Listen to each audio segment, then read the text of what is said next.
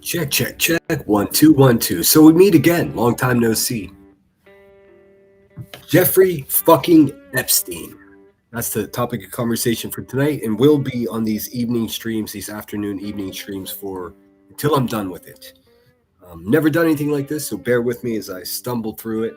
I've sourced everything. I've got confirmation of everything I'm going to discuss. When I'm not discussing something that I'm not sure of or that hasn't been proven in court, then I'll let you know. Maybe there's something out there that you know that I'm saying wrong. That's completely possible. I promise that's going to happen. There's a lot of misinformation out there.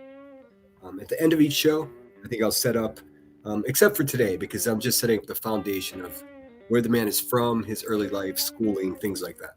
And then after that, as we go on with this,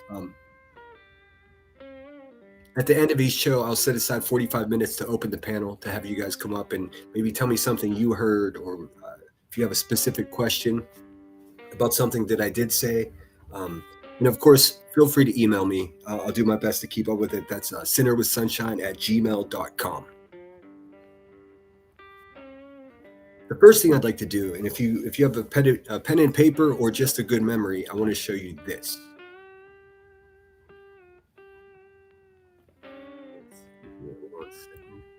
This is house.gov. If you're unaware who your representative is in the government, you could go ahead and go to this website. Let me show you here. Up here in the upper right-hand corner, you simply put in your zip code. What will appear then, obviously I'm not going to put my zip code in, but what will come up is your state representative, your connection to the government, the person that you voted for or you didn't vote, but they got elected. These men and women represent your interest in our government.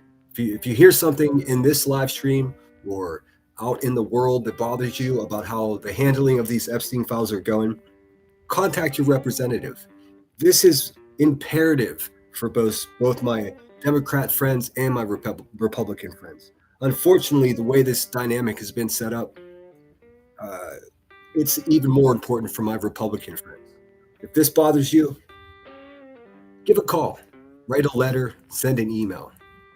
We pay these motherfuckers, so put them to work. If you agree with me at the end of this that all of the Epstein files should be released, all of the names of the perpetrators should be redacted, give them hell. That's all I have to say about that. We're good at harassing each other here on YouTube. Why not throw some shit at the people that we're paying to do their job, and oftentimes they are not. So that's house.gov, really easy to remember. Be a good citizen. Get rid of that. All right, I do have a quick intro for you, and then we'll get started. Please hit the thumbs up. If you know anyone that would be interested in discussing the Epstein files here tonight, please invite them. Here's a quick tune, and we'll get into it.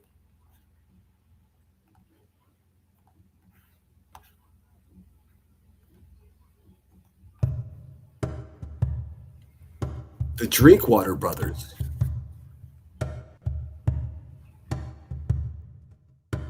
Please allow me to introduce myself. I'm a man of wealth and taste.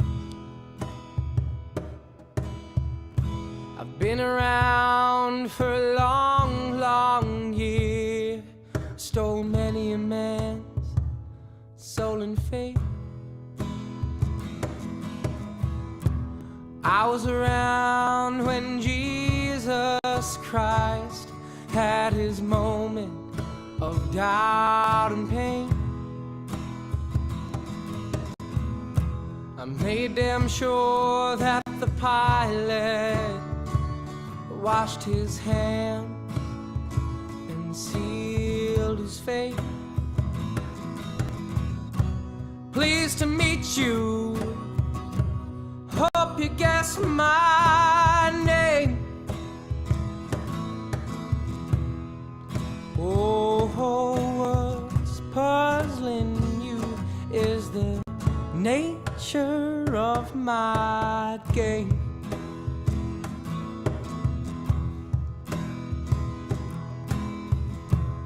stuck around St. Petersburg when I saw it was time for a change. Killed the Tsar and his ministers. Anastasia, she screamed in vain. Rode a tank, held a general's rank as the blitzkrieg raged and the bodies stank. Pleased to meet you, hope you guess my name. Hey, oh, what's puzzling you is the nature of my game. Watch with glee as your kings and queens fought for 10 decades for the gods they made. Shout it out, who killed the Kennedys? When after all, it was you and me. Pleased to meet you, hope you guess my name. Hey, oh, what's puzzling you is the nature of my game. And what's puzzling you is the nature of my game.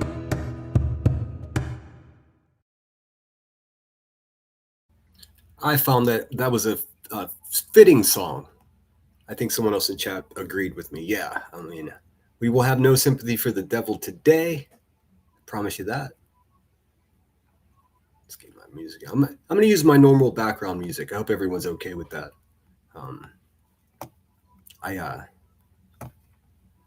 It's a comfort thing for me. I'm also going to put my cat up here with me because this is scary shit to talk about. I mean, I'm so used to sitting here speaking on the dirt bags of YouTube, and it's like you don't even have to think after a while to do that because they're so predictable. Today, we're going to be discussing some of the most powerful and influential and rich human beings on Earth. So it's a bit of a different game, but they deserve the shit talk to them as well, at least in my humble opinion. You'll hear my notebook flipping pages here. I have a full notebook full of stuff, about 12 pages to get through for this first live stream. Let's see here. Let me quickly check in with you guys, see what you're up to.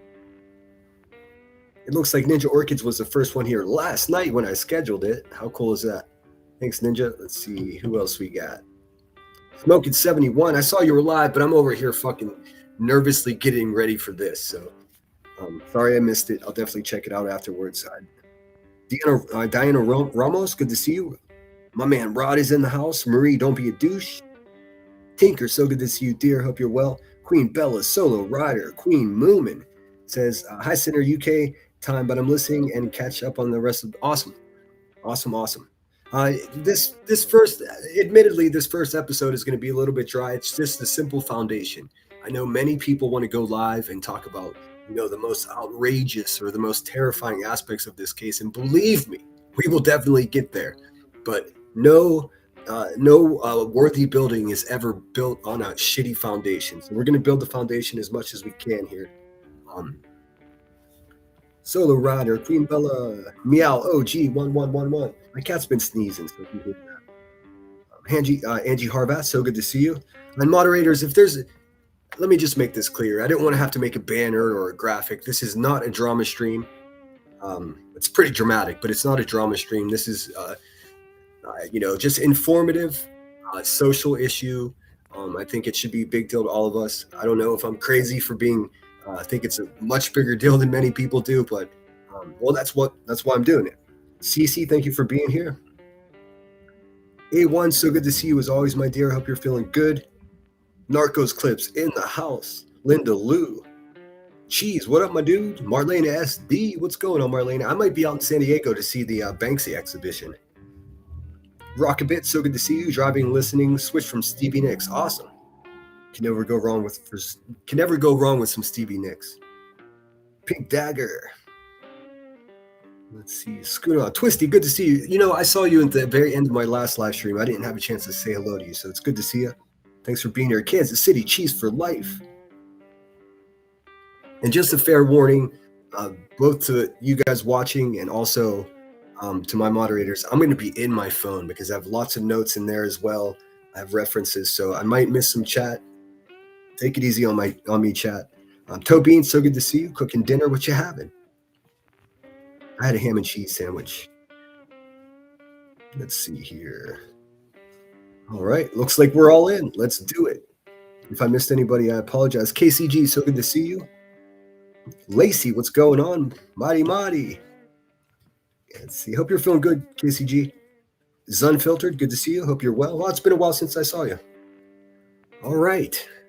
So, house.gov, give your representatives hell. Only 50% of these files have been released. The first thing I want to do before we get started is show you a couple of the resources that I used. Some pretty clever websites out there. The first one, this is awesome. You guys, in your spare time, if this sparks interest and you want to, there's so many different various rabbit holes in this rabbit hole tunnel that I'm in. That almost every powerful man, almost every place that he worked, they're their own rabbit holes. So some stuff will be left out, and some things will be really looked at closer. It's impossible to do it all. I mean, it would. A day like this, I wish I had two of me. Unfortunately, it's just me. The first thing I want to show you is, of course, the Department of Defense, Department of Justice website where the files have been released to the public. I want to show you what that looks like just in case you haven't had a chance to see it yourself. It's a fucking mess. I tend to believe that it's purposely a mess the way that it is, simply to keep people like me and you from not understanding or putting together a proper timeline. But fuck them. Let me show you what this looks like. There is some irony in this website as well, just right out the bat. Also, I'll be doing this for 3 hours. That's my cap. That's my goal. Because I could just keep going all night, but I don't want to do that because I had to wake up tomorrow for a drama stream. A lot of people running their mouths. I have to, Anyways, that's for tomorrow. This is the official Department of Justice website. This is what it looks like. This is what goes on here. I am not a robot. Epstein Library. The first thing, you got to be fucking kidding me. They're asking me if I'm 18. So if I'm a 17-year-old, in high school and I'm writing a paper on this, it's improper for me to look. Okay, but yes, I am. Damn near 50. Verified, thank you. And then from here, you're prompted to a search bar. There's all kinds of loopholes and ways to search for things that they purposely set up obstacles. It's a puzzle. It's a cipher, is exactly what it is. Like for instance, we'll just type in, I don't know, since we're on YouTube, we'll type in YouTube. Here we go. What I've discovered when I search for YouTube is a lot of purchases, a lot of movie rentals from Jeffrey Epstein, many of them homoerotic. I guess I don't think a lot of people realize that he went both ways very much. He slept with rich and powerful men just like he did underage women or underage girls, as it were. And here, I'll show you what a file looks like. Oftentimes, they're emails from YouTube. You'll see Little Jeff 1. That was, what in Yahoo Mail is going on here? Yes, his name was Little Jeff 1. There's a couple different aliases. You receive mandatory email. Most of this is him buying something. Video rentals, as YouTube does. Receipt, history, blah, blah, blah. Here we go. For instance, just if you go through and look at the movies that he rented, man, it's exactly what you would expect. Hello, Little Jeff 1. Thank you for your purchase. All right, so you can find a lot of stuff in there. I wish I can, wave a magic wand. Actually, Narcos is in here. Narcos has a better idea how to navigate this stuff. So that's that. Feel free to dig. If you find something crazy, bring it and we'll talk about it. The second website that I'd like to show you, and this one is even more clever. I have no idea who did this. I guess I could have looked. This one is called Jmail, as in Jeffrey Mail, jmail.world. And this is, look at this shit. This is bananas. And whoever did this is a fucking champion and needs to be fucking supported. I don't know if it's the wiki people or what. Can you see that? So what this is a mock-up. Here, let me make it a little bit bigger. This is a mock-up as if you're logging in as Jeffrey Epstein to his Gmail account. It's all there. So and it's searchable just like your Gmail is. Photographs, J Drive, flight logs. It's incredible. Just for instance, just 7,000 photos. Careful if you're digging in here. Not everything's redacted. There are children's faces shown. The government, let's just face it, man. The government did an absolute terrible job at this. It's as creepy as you can imagine, but it's a wealth of knowledge. I would also urge caution if you do find yourself digging these emails. Any emails that came in, and this goes as well for the FBI files in the Department of Justice official releases. Be very wary of anything that came out after June 2020, because once he was murdered, a lot of people went nuts and started sending all kinds of false allegations. So some of the most outlandish shit, like he knew the earth was flat, that's why they got rid of him. You name it, it's in there. Mostly everything before June 2020 is legitimate. That upsets a lot of my conspiracy theory friends, because there's all kinds of shit in August and September of 2020, and it's a mess. Again, the government did an absolute terrible job. So use this as a resource. It's good. I mean, it's crazy, and it's searchable.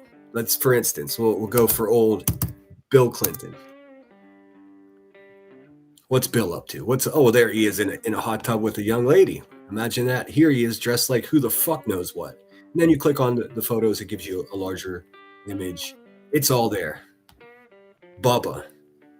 Wait till we get to the photos of him in a dress in Epstein's New York City townhouse. What do we got here? We got, look, Elaine Maxwell, Bubba, and Kevin Spacey. Fuck, don't we know about Kevin Spacey? Holy shit, dude. No big surprise there. If Bill Cosby was alive, he would have been there too. Or if he wasn't already in trouble, he would have been there too. All right, so that's that. I'm going to get rid of that. Those are the two sources that I use a lot. Just so you know. They're both public. But I will tell you that the Department of Justice is tracking your IP address whenever you go onto these sites and start doing research. They've already admitted to it. They're even keeping track of senators and congressmen and women who are accessing the files at home. So I mean, they just, it's so much darker than you can imagine. This is not a conspiracy. This is a problem. All right, so let me get rid of that. So what I did was basically I made a video, essentially like a slideshow. And I'll be reading the dialogue from my notebook here, and some things I got Post-its. I got, if I didn't have a cat here, I would have red string and fucking pins all over the place. I mean, that's how wild this shit is. You won't find this video on my YouTube page, as it's set as private. Let's see here. There he is, Jefe, the devil. So we're gonna start at the beginning. He was born in Brooklyn, New York. To be more accurate, the Seagate neighborhood of Brooklyn, Coney Island. How many names can you put on a location? I mean, Coney Island, Seagate, Brooklyn, New York. Seagate is a gated community, predominantly Jewish people, and It was historically working middle class. Now it's sort of a posh place to live. He grew up on a street called Maple Street. I'm not going to share his address. I don't see any value in that. Who knows who lives there now? Certainly not someone that's guilty of any of the shit we're talking about. So, um,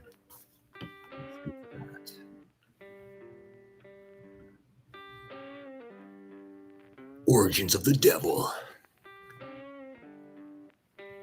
Okay, the first photograph we have here is his home as a child.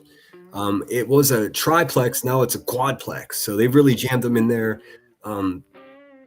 Lower to middle class. I mean, we'll say middle class just because I mean I don't think it's his parents' fault for how he ended up. But you never know, right? All good serial killers come from a fucking psychopath, so you just never know. Very little information on the parents, other than his father worked for the Parks and Recreation in New York City, and his mother was a homemaker, and then later she became loosely associated with the New York City public schools as a tutor, a math tutor, something like that. So maybe his smarts came from his mother. Now, there's a lot of fucking debate as to whether or not this cocksucker was a genius or a complete idiot. I can tell you it's probably somewhere in the middle. He never finished anything. We're going to get into his education. He never finished anything. It was like, it's the strangest thing. It's almost like he had some sort of problem that wouldn't allow him to finish anything.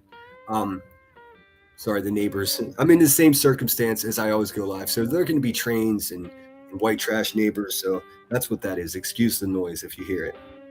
And barking dogs too. How fun. Parks and Recreation for the Pops. Mom was a stay-at-home mom, I think, until Jeffrey graduated high school, and then she, had more time on her hands. She didn't have some asshole kid around to take care of. They are Jewish people, but more Jewish in a lifestyle way. In a what's the word I'm looking for? I can't think of the word. They weren't really devout. Like they didn't go to service. They didn't go to the synagogue, and they weren't dumping a bunch of money into their synagogue like many families did back then. They were more socially Jewish, if that makes any sense.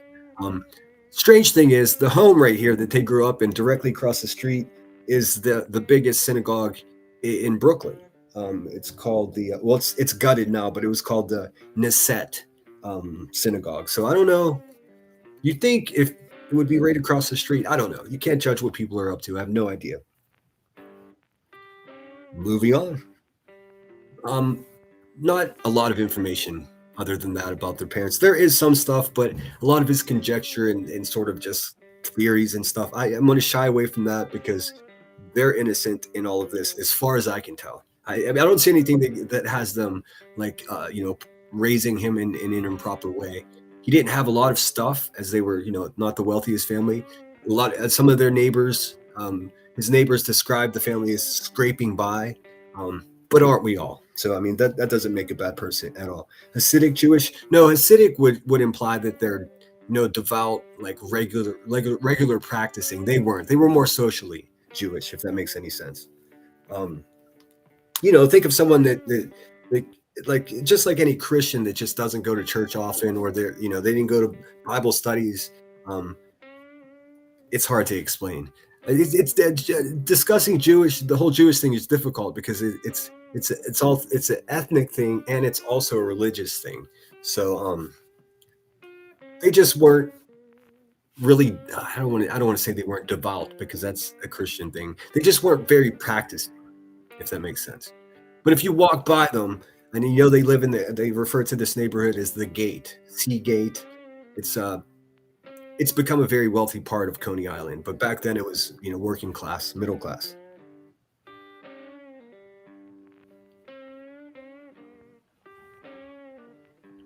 Oh, I should say that, let's see here. I should start. Okay, so he was born in 1953. I forgot that part.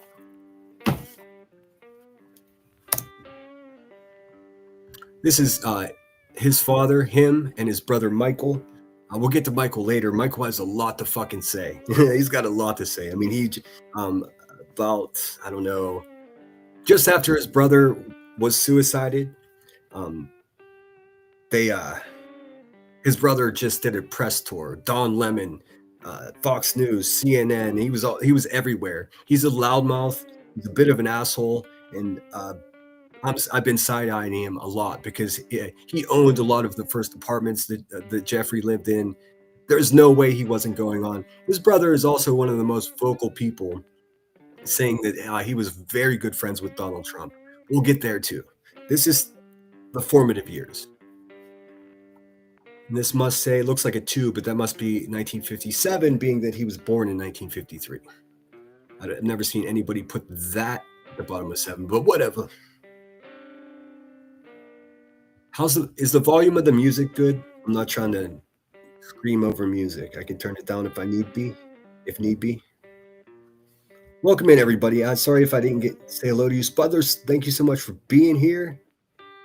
Psych C, good to see you. Yeah, let's get it. That was inside of their house there. All right, now let me get my notebook because this is where my notes were. All right.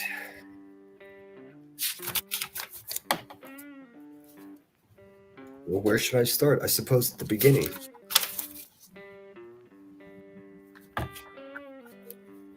had the give me a second. It's gonna take me a second to find it. Currently, I'm in New York. I'm looking for the name of his high school because this is a photograph of it. Shit. Give me a second. I got it. I have so many notes here that I'm a little bit mixed up. Give me one sec.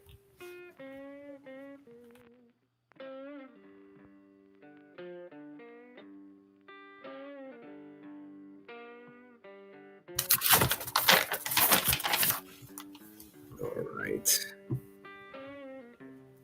Well, you know what? I guess it doesn't matter. This is his high school. The one notable thing about his high school career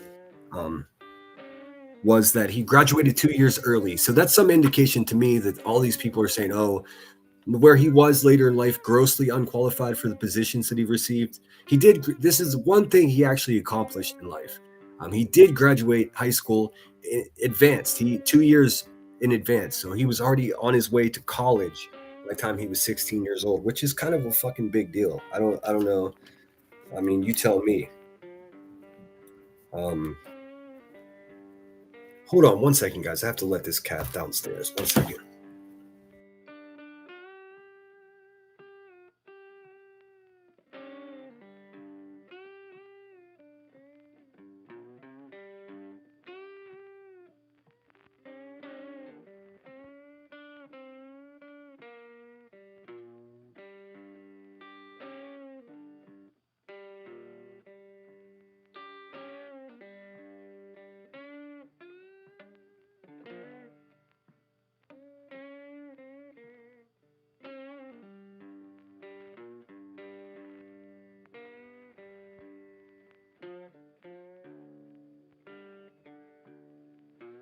Okay, sorry about that, guys. It's gonna do what the cat wants me to do. I think maybe I'll just leave the door open so it doesn't keep coming in and out. It causes a weird draft if I have the door open in the office. Anyways, so this was his high school. It was just like a generic high school. Nothing special about that except for the fact that he graduated 2 years in advance, which is kind of a big deal. I mean, for most people, anyways. I graduated right on time. Let's see. Let's keep it moving. And then he went to college. Like I said, at 16 years old. This is the guy's college. Cooper Union. This is another private school. Almost every student that goes to this private college has their tuition paid for. So right from the beginning, he had a free ride. So this is 1969. He enters college. Not much information between the time that he was a kid and when he entered college. Don't know why. I guess at that time, there's no social media or anything. So how the fuck would anybody? So there are people that have come forward as childhood friends. I don't believe any of them. They all seem like they're trying to get a paycheck from a media outlet. But this is Cooper Union, beautiful school, great reputation. and he excelled. I mean, he certainly excelled, like I said, but he dropped out just after 2 years. While there, he studied physics, mathematics. That's eventually, also what he actually ended up getting into ultimately. And then when he left Cooper Union, again, didn't finish anything except for high school. And then he goes to NYU, which is a fucking, what a leap. So nobody can say that he wasn't aspirational, even though he may be Satan. He had goals, which, what can you do? So from 1971, so almost immediately after leaving Cooper Union here, he began attending at NYU. The correct title of the department of, or the section of NYU, for math nerds out there, you may know this. It's I think it's pronounced Courant, Institute of Mathematical Sciences, NYU. Yeah, prestigious, super intellectual people, influential people, real serious intellect. And I mean, educators there are just world class. Everyone knows it. Again, he studied mathematics and physiology. After 3 years, he left without a degree. And I don't think I had an image of, couldn't find a decent image of, oh, actually, here it is right here. This is the Courant. Oh, the Courant. Is this it? Let me just double check. I have like a slideshow here, or a storyboard as though I'm making a film. I'm out of my mind. Anyways, he transferred to the Courant School. So yes, this is the Courant Institute of Mathematical Sciences at NYU. It seems like every fucking building this guy studied in was just a masterpiece, man. It's a bit unnerving. Okay, so we're going to get into his first job. He said from 1971 to 1974, he was, and I couldn't find much about his time at NYU as a student in the way of being inappropriate, although we would never know. He could have been already diddling people and, whatever he was doing. There's just no proof of it. Believe me, I dug as far as I could go. I even had to get on the phone and call people. So no degree. 1974, he leaves NYU. No degree, despite his later financial career. This becomes a huge stumbling block and what I perceive to be a huge self-confidence issue. Anybody challenged him on, like, where did you graduate? Because that's what these elite people do. If they're not smart enough to graduate Harvard, they're smart enough to get into Harvard and have their parents pay the staff off to get their degree. He never did that. His parents were poor-ish. I mean, working class. They had what they needed and some of the stuff that they wanted. Put it that way. So this is his first boss, and this is where the shit immediately starts getting weird. This man is Donald Barr. He is a former OSS agent. If you don't know what the OSS is, that's what the CIA was called before it was called the CIA. Instantly already getting weird as fuck. Let me just say that. Remarkably, despite having no degree, he was hired in 1974 to teach physics and calculus at the Dalton School. Don't even get me started. Well, actually, you have to get me started. The Dalton School, if there's any educators out there, you'll know that the Dalton School in New York City is maybe the most prestigious. I mean, the famous movie stars and politicians and financial leaders that graduated from that. This is a high school. The Dalton School in Upper East Side, Manhattan, is a private school. It costs 60 on today's money. I don't know what it cost back then. I couldn't get a legit number. I got photographs. Obviously, this is it. He's the guy running the show. They're a former OSS agent. I don't know if you guys understand what I'm saying to you. He was basically running in the CIA before it was the CIA during World War II. How the fuck do you become a principal? What the fuck? Already it's crazy as shit. But it gets even crazier. And humor me, because this man wrote a book in 1973, so just 1 year before Jeffrey Epstein was hired for his position. Let me show you what this book is. I mean, I'm telling you, man, if any of you start digging into this stuff, you're going to go just as crazy as me. And thanks everyone for being here. Please excuse me for not greeting everyone. I got sticky notes and fucking red yarn all over the place here. Okay, so this man wrote a book in 1973. The man who worked at the precursor of the fucking CIA wrote a book. You'll never guess what the book was about. Well, you don't have to guess because I'm going to fucking show you. I do cuss a lot. If for those of you that stumbled into this live stream and you've never heard me before, I go as Sinner. Feel free to call me Dave. You can call me asshole. Whatever you got to do. I do have a bit of a potty mouth. It comes along with the life that I live and the way that I was raised. So if you're offended by the F-bomb, it might not work out for you, but I'll do my best to keep it reasonable. All right, so this is Space Relations by Donald Barr. Now, sit tight. Listen to this. Here's the plot. In the future, humans have formed an intergalactic empire ruled by aristocrats. Uh-oh. During a time with the war with the Plythe. I mean, come on. An empire of ant-like alien bug people. Ambassador John Craig, formerly liberal Earthman in his 30s, is dispatched to a strategically important planet Kosar. I don't think any of these names mean anything. There are some people out there that are trying to connect dots. I think it was just a terrible book. But if it came from this man's head, a former CIA agent, listen, let me tell you about the CIA. You don't just join the CIA and leave the CIA. You're always connected. You're always an asset, always. So the fact that he was, running this private fucking, very expensive posh college high school, smack dab in the middle of Manhattan is bananas. This is a whole nother rabbit hole you can go down. Like I said, the Dalton School, it's $67,000 a year to go there.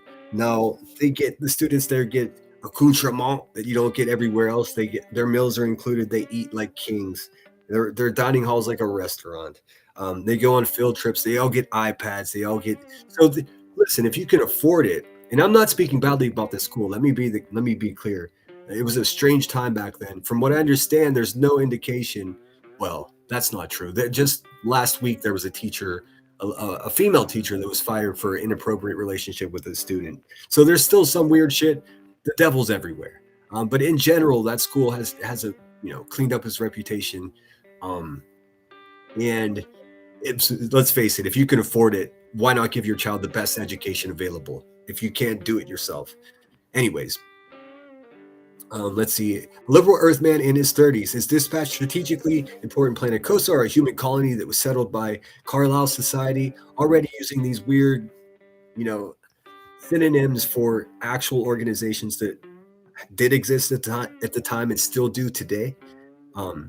As a place of exile for political extremists and now ruled by an oligarchical high council of 7 nobles, each of whom is in charge of a different domain with its own traditions. Their boredom and absolute power have driven them to madness.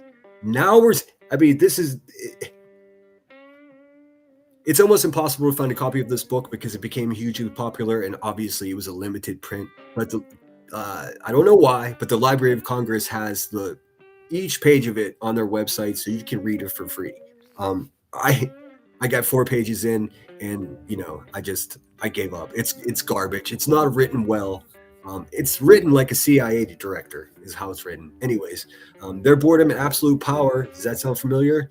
Have driven them to madness to the point that Kosar's entry into the empire has been stymied by man-inhabited planets.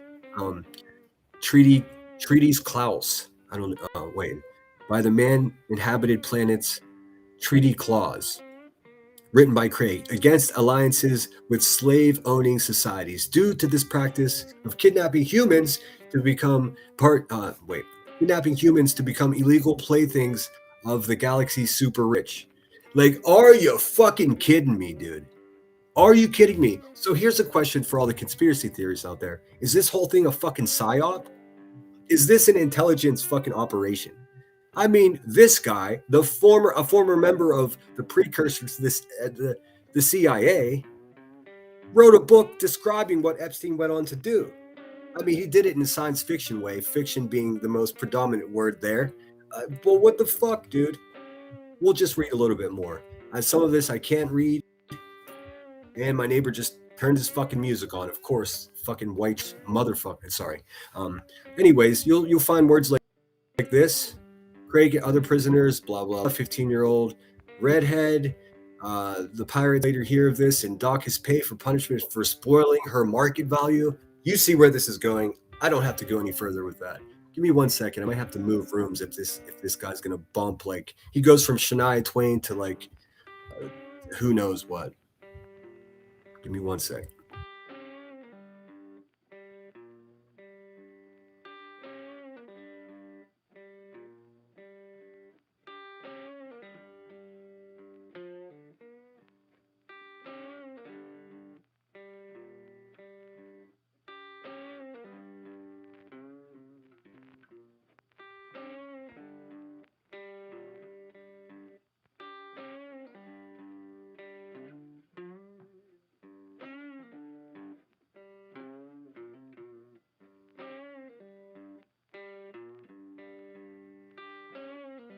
I'm gonna try to stay here. Please be honest with me if the bass coming from my neighbor's apartment is too loud. I don't want to. I kind of have a deal with them. Be as loud as you want, then you can't say shit to me about how loud I am. But I don't want it to. Yeah, I'm gonna move. Sorry, guys. Give me 1 second. I'm gonna move my whole setup to the other room here.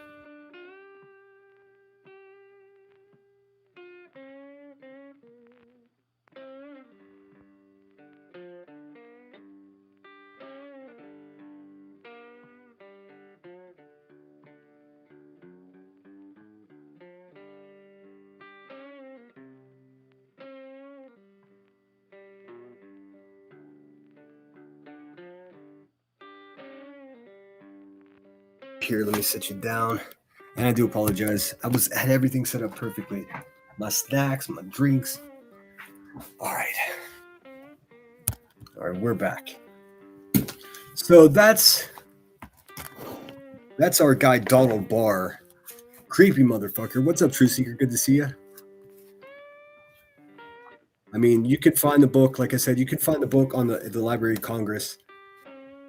You're not hearing it? Oh, damn. Well, he has a very short attention span, my neighbor. He'll listen to like 4 songs and that'll be it. Every day when he gets off work. All right. Where were we? So that's Donald Barr, CIA operative, science fiction writer, and what he wrote about basically had so many parallels. I mean, listen, you can lose your mind studying this stuff. So there's that. If you want to go down that rabbit hole, go ahead. What up, Teaching? Good to see you. Kathy Harris. Can't hear it all. Okay. Well, I moved rooms, so let's see here. Let me get my thing back up here. If you want to read that, good luck. I mean, I got through 3 pages of it, and it's garbage. But it gets weirder. Let's watch it get weirder, guys. Because this motherfucker had a son. Guess what his son did? You'll never guess. Oh, well, some of you already know. His son. Well, here, this is just some information. Yes, I asked, hey, was Donald Barr part of the CIA? And this is how it answered. And it's not a secret. It was then, but it's not now. Donald Barr, former headmaster of Dalton School in Manhattan, 64 to 74. And really odd. I mean, the timing of that weird book. So he must have been writing. He probably wrote it for a couple of years. I don't know how long it takes to write a piece of shit like that. But it probably took him a few years. It's just so weird that Epstein was hired in 74 and the book came out in 70. It's just too many parallels. You could lose your mind if you go down that rabbit hole. So good luck if you do. Let's see. He did have an intelligence background. Specifically, he served in the Office of Strategic Services during World War II. The OSS was the wartime intelligence agency that served as the direct precursor to the CIA. It's just what the CIA was called. And if you know anything about the CIA, well, good luck. And if you don't know anything about the CIA, you're probably better off. So he had a son. There he is. Now, here's Bill Barr. Now, Bill Barr became the Attorney General for Bush Sr., as well as D. Trump. He's the guy that persecuted Epstein. Does anybody else see a motherfucking conflict of interest here? How is this even possible? So much more on this cocksucker later. There's the Dalton School, simple map. Just look at where it is. This is the most powerful chunk of New York City. Well, the real rich people live out of the city, but you get the idea. Central Park, as you can see, just a few blocks away from that. 67 grand a year to have and it's kindergarten through 12. If your kid is in kindergarten, guess how much it costs? You guessed right, $67,000. If your kid's a senior in that school, $67,000. There is no scale for age or anything like that. It's just incredibly expensive. To me, $67,000 is an awful lot of money. To these people that have their kids go there, it's nothing. Got an image of Dalton School here, I do believe. That's it. I mean, doesn't look much like a school, but it is. It really is. I think all of these buildings, in fact, are the school, or maybe it's just these one in the middle. I'm not exactly sure, but it's a much larger building than it leads on. Saw photographs of the inside. It looks really nice. Looks like a polytech school almost. There he is as a teacher there. Calculus was basically what he taught most, although he taught other things as well. And guess who was the most eager teacher to volunteer to tutor? You guessed it, Slippery Jeff here. All right, let's see. Let me get my notes so I don't miss anything. So I really don't think at this point. Oh, I should say also, he didn't graduate college, so he's grossly undereducated for this position at this school. His peers, the other teachers at this school were teachers of Harvard professor quality, if not better, because the classes were much smaller. I mean, geniuses. Somehow this motherfucker, he got hired by Donald Barr. For some reason, Donald Barr liked him, liked his charisma, whatever the way he put it.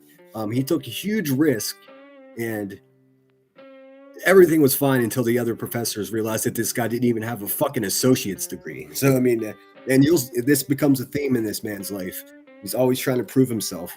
He was always trying to find a way to get the credit of being someone that he wasn't. Until ultimately he did become, he faked it until he made it like no one else I've ever seen in my life. Let's see. So he worked at the school. I'm not going to show any of the photos. There are some photos in the Epstein files, most of them grossly redacted. There are others. I mean, you can find anything on X. If you look, you'll find it. I'm not showing it here.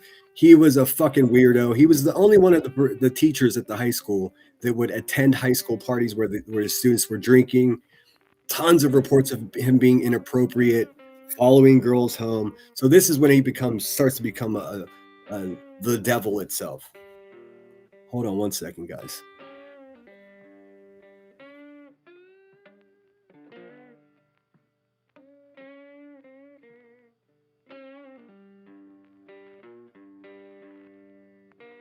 All right, sorry, I hate to keep pausing, but I got shit going on here too. Teaching says this is orchestrated. Yeah. I mean, there's no way. Well, I mean, we're gonna have plenty of time for the conspiracy stuff. The last couple of days of my coverage of this, or coverage, I don't want to talk like them. Us talking about this at the end, we'll have lots of opportunity to, spitball theories and stuff like that. I'm just trying to get the facts down. He was never prosecuted or technically charged with anything at this time. But who goes to their students, keg parties? Well, Jeffrey did. So he was only there for 2 years, not even a full 2 years. Let me look for the dates here. He was there from 74 to 76, I think. Okay, Donald Barr, the guy that hired him, he was there for 10 years, from 64 to 74. which doesn't seem like a long time, but a CIA operative running the most expensive high school in Manhattan for 10 years. What could go wrong? What could go wrong? Well, he hired Jeffrey.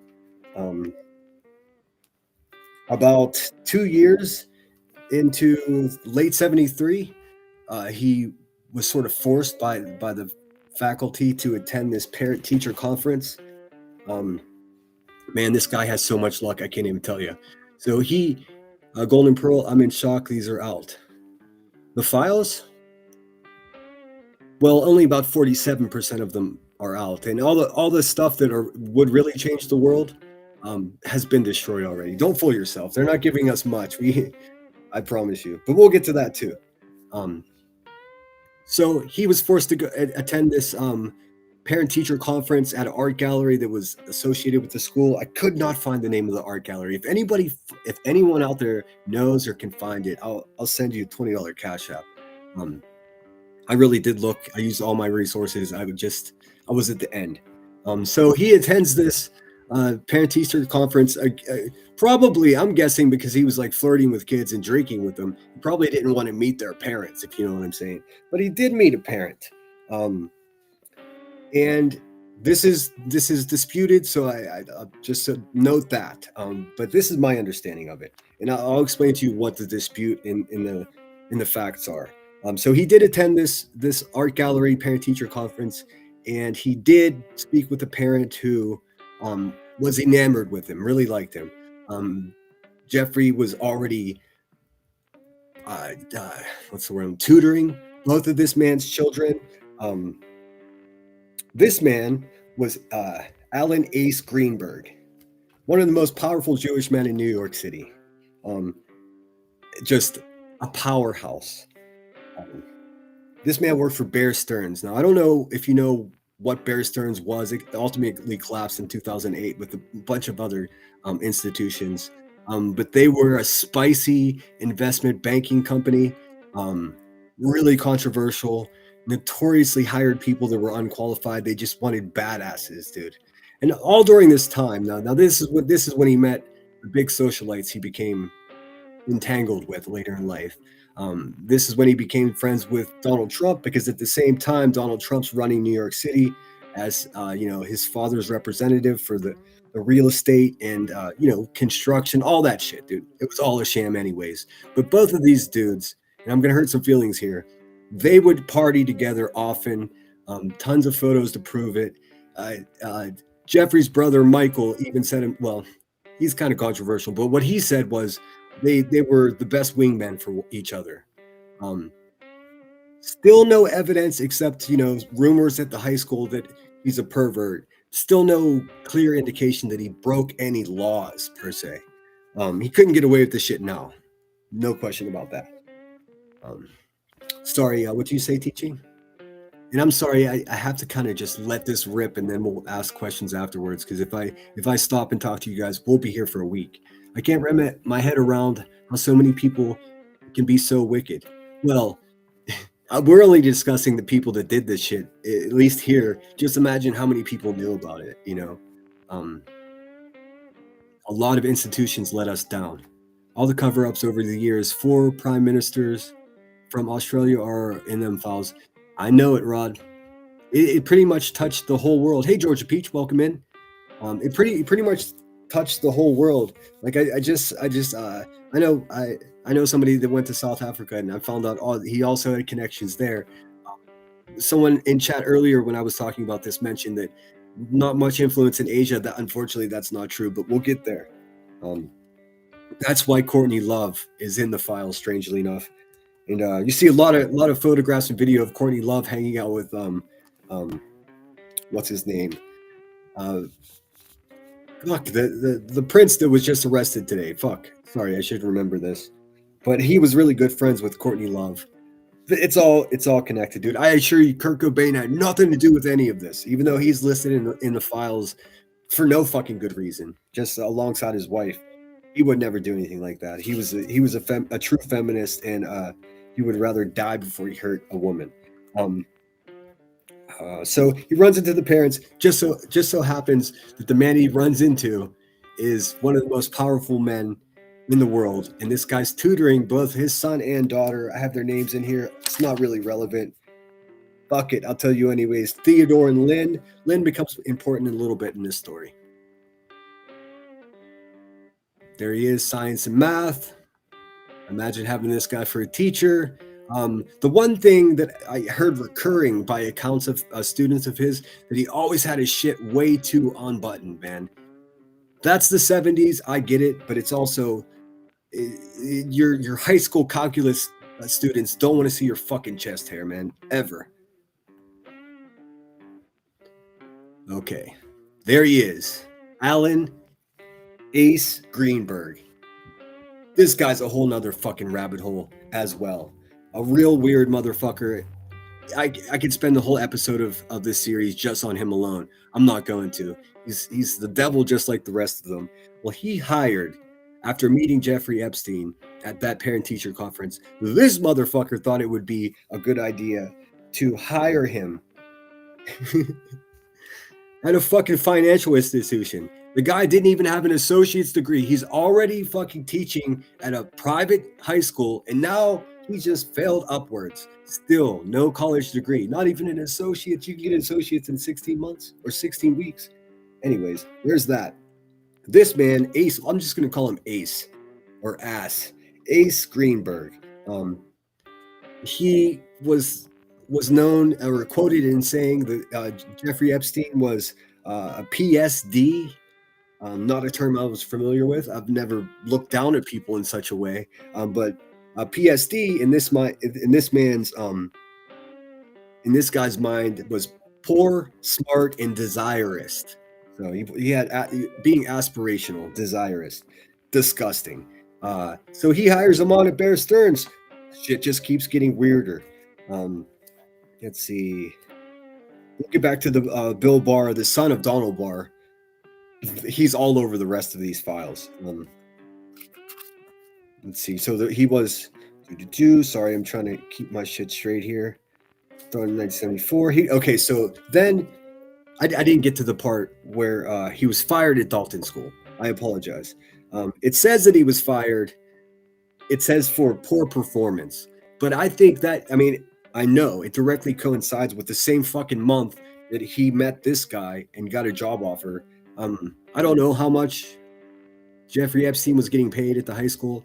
Probably pretty nice amount of money considering it was a very expensive private school.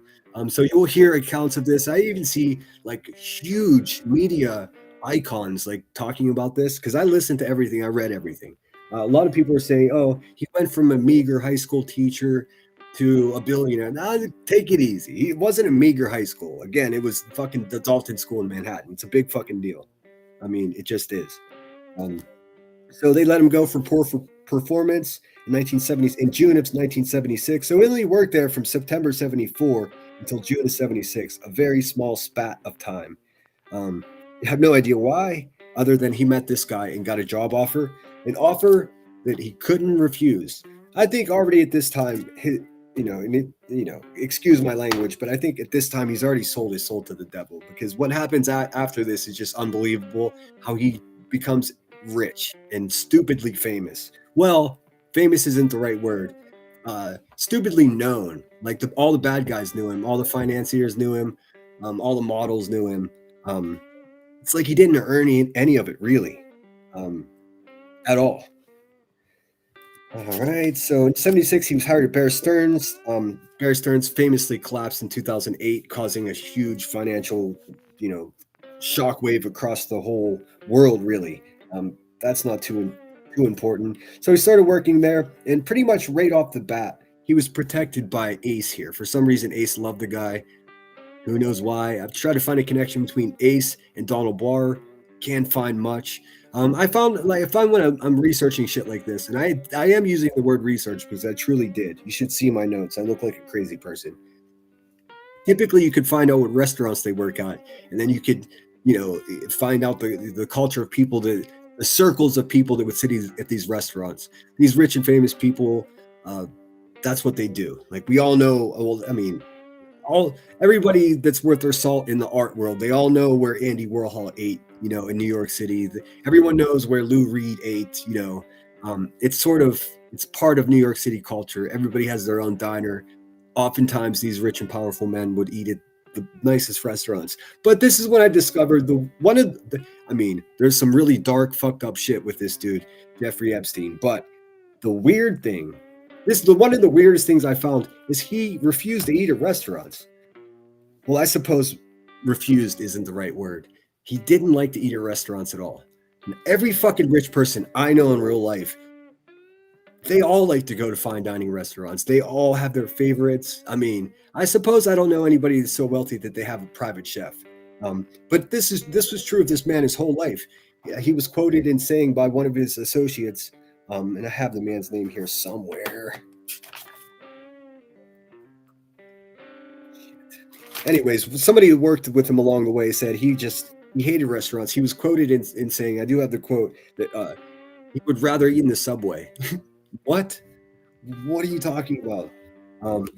When I fantasize about being rich and famous, one of the things that the pictures in my head is eating at a restaurant that I could never afford. Slippery Jeff didn't give a fuck. He wanted to go home. Creepy. I'm not a psychologist, but hear me out. This is my thoughts on this, and of course, it's solely my thoughts. I'd read this nowhere, but this is the vibe that I get. He was already so enamored with being in control. And when you're in a restaurant, even though you are in control in the way you're ordering, you can tell your server where you want to sit. You can talk to the manager, get a private back room, all of that. But I don't think he liked not having control in the way that servers would come and fill his water. And you know what I mean? He couldn't be absolutely stranglehold controlling with them because that's not appropriate in public society. So he would rather go home and who the fuck knows what. But that's weird. I think it's weird. I don't know if you guys agree with me. It's weird to not want to eat at fancy restaurants if you have access and you have friends. I mean, it just makes no sense to me. Shit gets weird right away with Ace here because, Jeffrey starts working at Bear Stearns and quickly moves up the ranks. He's ruffling feathers. And then the same old problem this fucker has all the time. The fact that he's not qualified for this job is going to bite him in the ass. So much so that his direct manager, who Michael Tenenbaum was, I have a picture of him next, but let me go back just a little bit. So even before he started ruffling feathers in the way of not being qualified, and it's not because he wasn't doing a good enough job. It's just fucking everyone gossips. You and I, we gossip about each other. That's just what human beings do, man. Non-stop gossip, no matter what. So they didn't just not like him because he was not qualified for the job, and they knew he was smart, but he just didn't know the terminology. He didn't understand how things worked. It's not because he wasn't eager or a quick learner. It was clear to people that have been doing this for 30, 40 years already at Bear Stearns. They're like, who the fuck? What the fuck? Who the fuck? Who is this guy? But he had the whole company by the balls because immediately he started dating, you guessed it, Ace's 20-year-old daughter, who he was tutoring back in the high school that he taught in. Instantly fucking weird, guys. So I mean, I don't know if you think that's normal. It's not. Obviously 20 years old, that's not against the law. But that's how much Ace trusted this guy. What do you think about that? Let me look at chat really quick. I think that's the weirdest shit ever. Like, they're all sick. Yes, they're all sick, and it's all connected. And I should say that I very much enjoy being alive and have no intentions on harming myself in any way. At least today. I'll let you know if that changes. I got big warnings about doing this from people that I'm like, look, man, this is dire necessary, in my opinion. We have to talk about this because it's too much of a mystery. The thing is, they release these Epstein files and you can go on and search for whatever, but if you have no jumping point, if you don't know who the original players were to turn this man into who he was, or to help him excel in his dark, sick aspirations, then I mean, there's no sense in covering the most outlandish stuff about, that we're hearing. A lot of it's true, but I mean, it's all based on this. Well, that makes so much sense. What did Wise Angel say? I will do my best. Here, I'll take a few minutes to talk to chat. I know I've been live for 1 hour. This is the reason why Harry wants his international protection person status back, not just because he can't afford his own security and the ones he bring have to leave their pew pews at home. That's crazy. Why? Well, why wouldn't he have his international protected status? I have no idea why they would take that away. Is it because they don't like his wife? Is it because they're racist? Don't answer that. Why would they take that away? That's such a good reason. I wasn't thinking about that. Yeah, I mean, I'm a weirdo. I think outside of the box. You know, I looked at other people's opinions and then I just formed one of my own. He was probably scared. He had enemies after him. They could poison him. Well, I mean, I just from the very start, you tell me there's a CIA operative that's the administration at a school for 10 years. Like what kind of fucking psyops were they doing there? I'll just say it, dude. Like what the fuck, dude? It makes no sense at all. None at all. And then add in on top of that, the CIA agent also wrote that creepy book that basically talks about the elite people trading children. Dude, we're fucked. I just to make that clear. There's nothing I'm going to be able to do to stop what these people are doing. But hey, we can try. That's why I shared the house.gov website. Call your representative and say, release the rest of the files. The more they release, the more I'll sit here and talk about it. It makes my palms sweaty, not because I'm nervous, just because it's that insane. Twisty says, crazy. However, imagine if all the diners were elite, went to Jeff's, they were, yeah. Do I know whose name? The daughter's name? I do.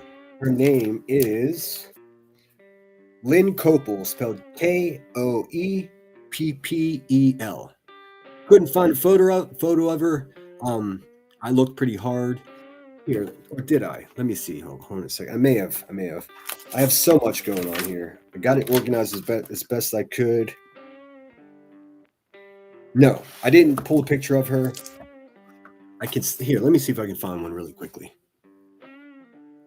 So you guys got the Department of Justice file search website. You got the jmail.world. Both of those things, if you're curious on your own, you can dig. There's a lot there. Don't drive yourself crazy. It's damn near impossible to put a proper timeline together. For this stuff, it's pretty easy, but the stuff we're going to get into later, it's a lot of guessing, connecting dots. That's why I think this is just a fucking psyop, man. Because I don't know, even the brightest people, I don't know how they're going to sort through all this stuff, but we're going to try. Let me see if I can find a photograph of her. Although it's Lynne, so that's a little bit different. But Koppel is a pretty common name. Let's see, Lynn Koppel Epstein. All right, well, maybe. Let's see.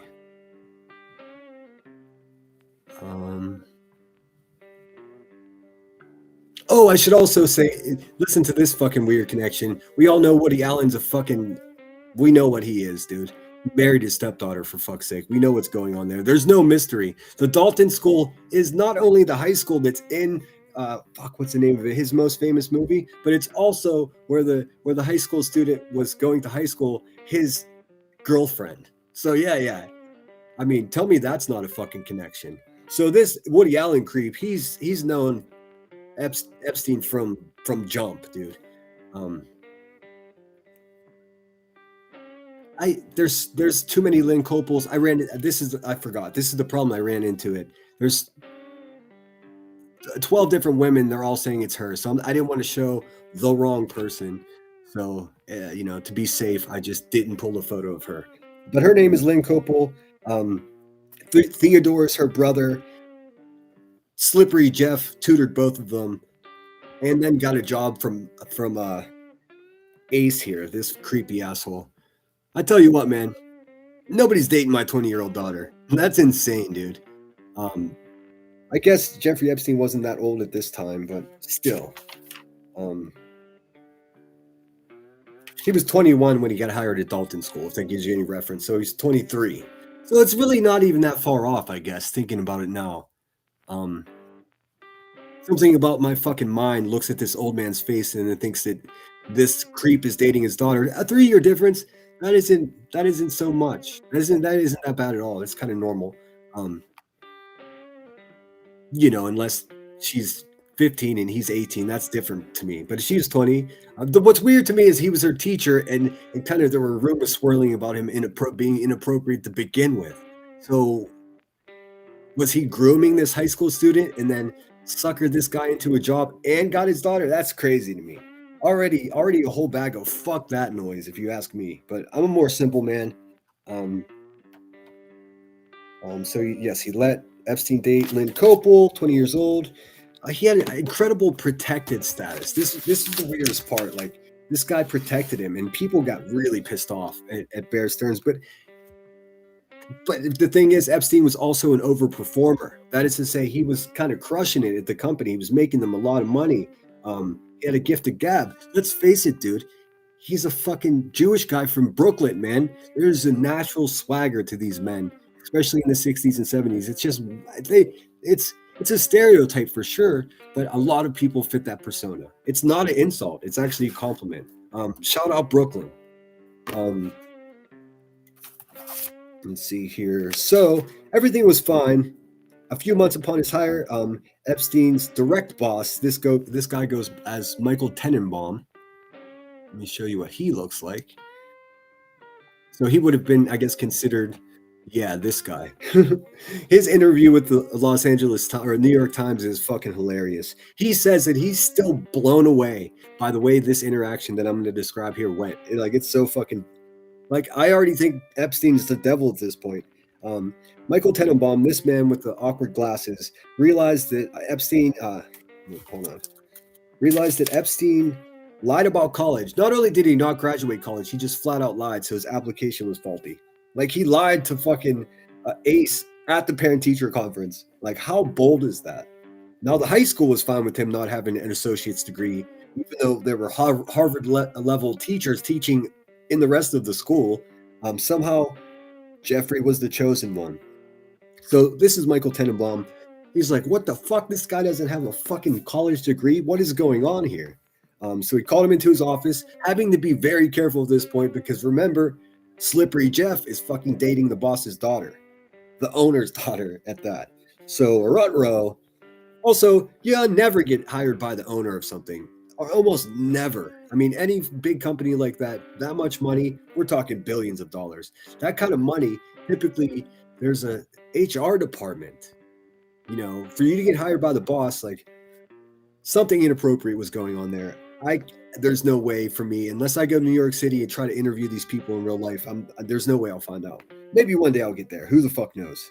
So Michael Tenenbaum realized that Epstein lied about his college and called him into his office, knowing that he had to fucking really ride this line because he couldn't piss this guy off. The guy would go directly to the boss. The last thing that Michael Tenenbaum wanted was some shit like that. I didn't get too much into Michael Tenenbaum. He's kind of a piece of shit too, but I mean, nothing like Epstein. So he called him into the office which is a major infraction, lying upon a job interview. That's great, or job application. If he even filed out an application, I couldn't determine as to whether or not he did. He might have just got hired by the boss and that was it.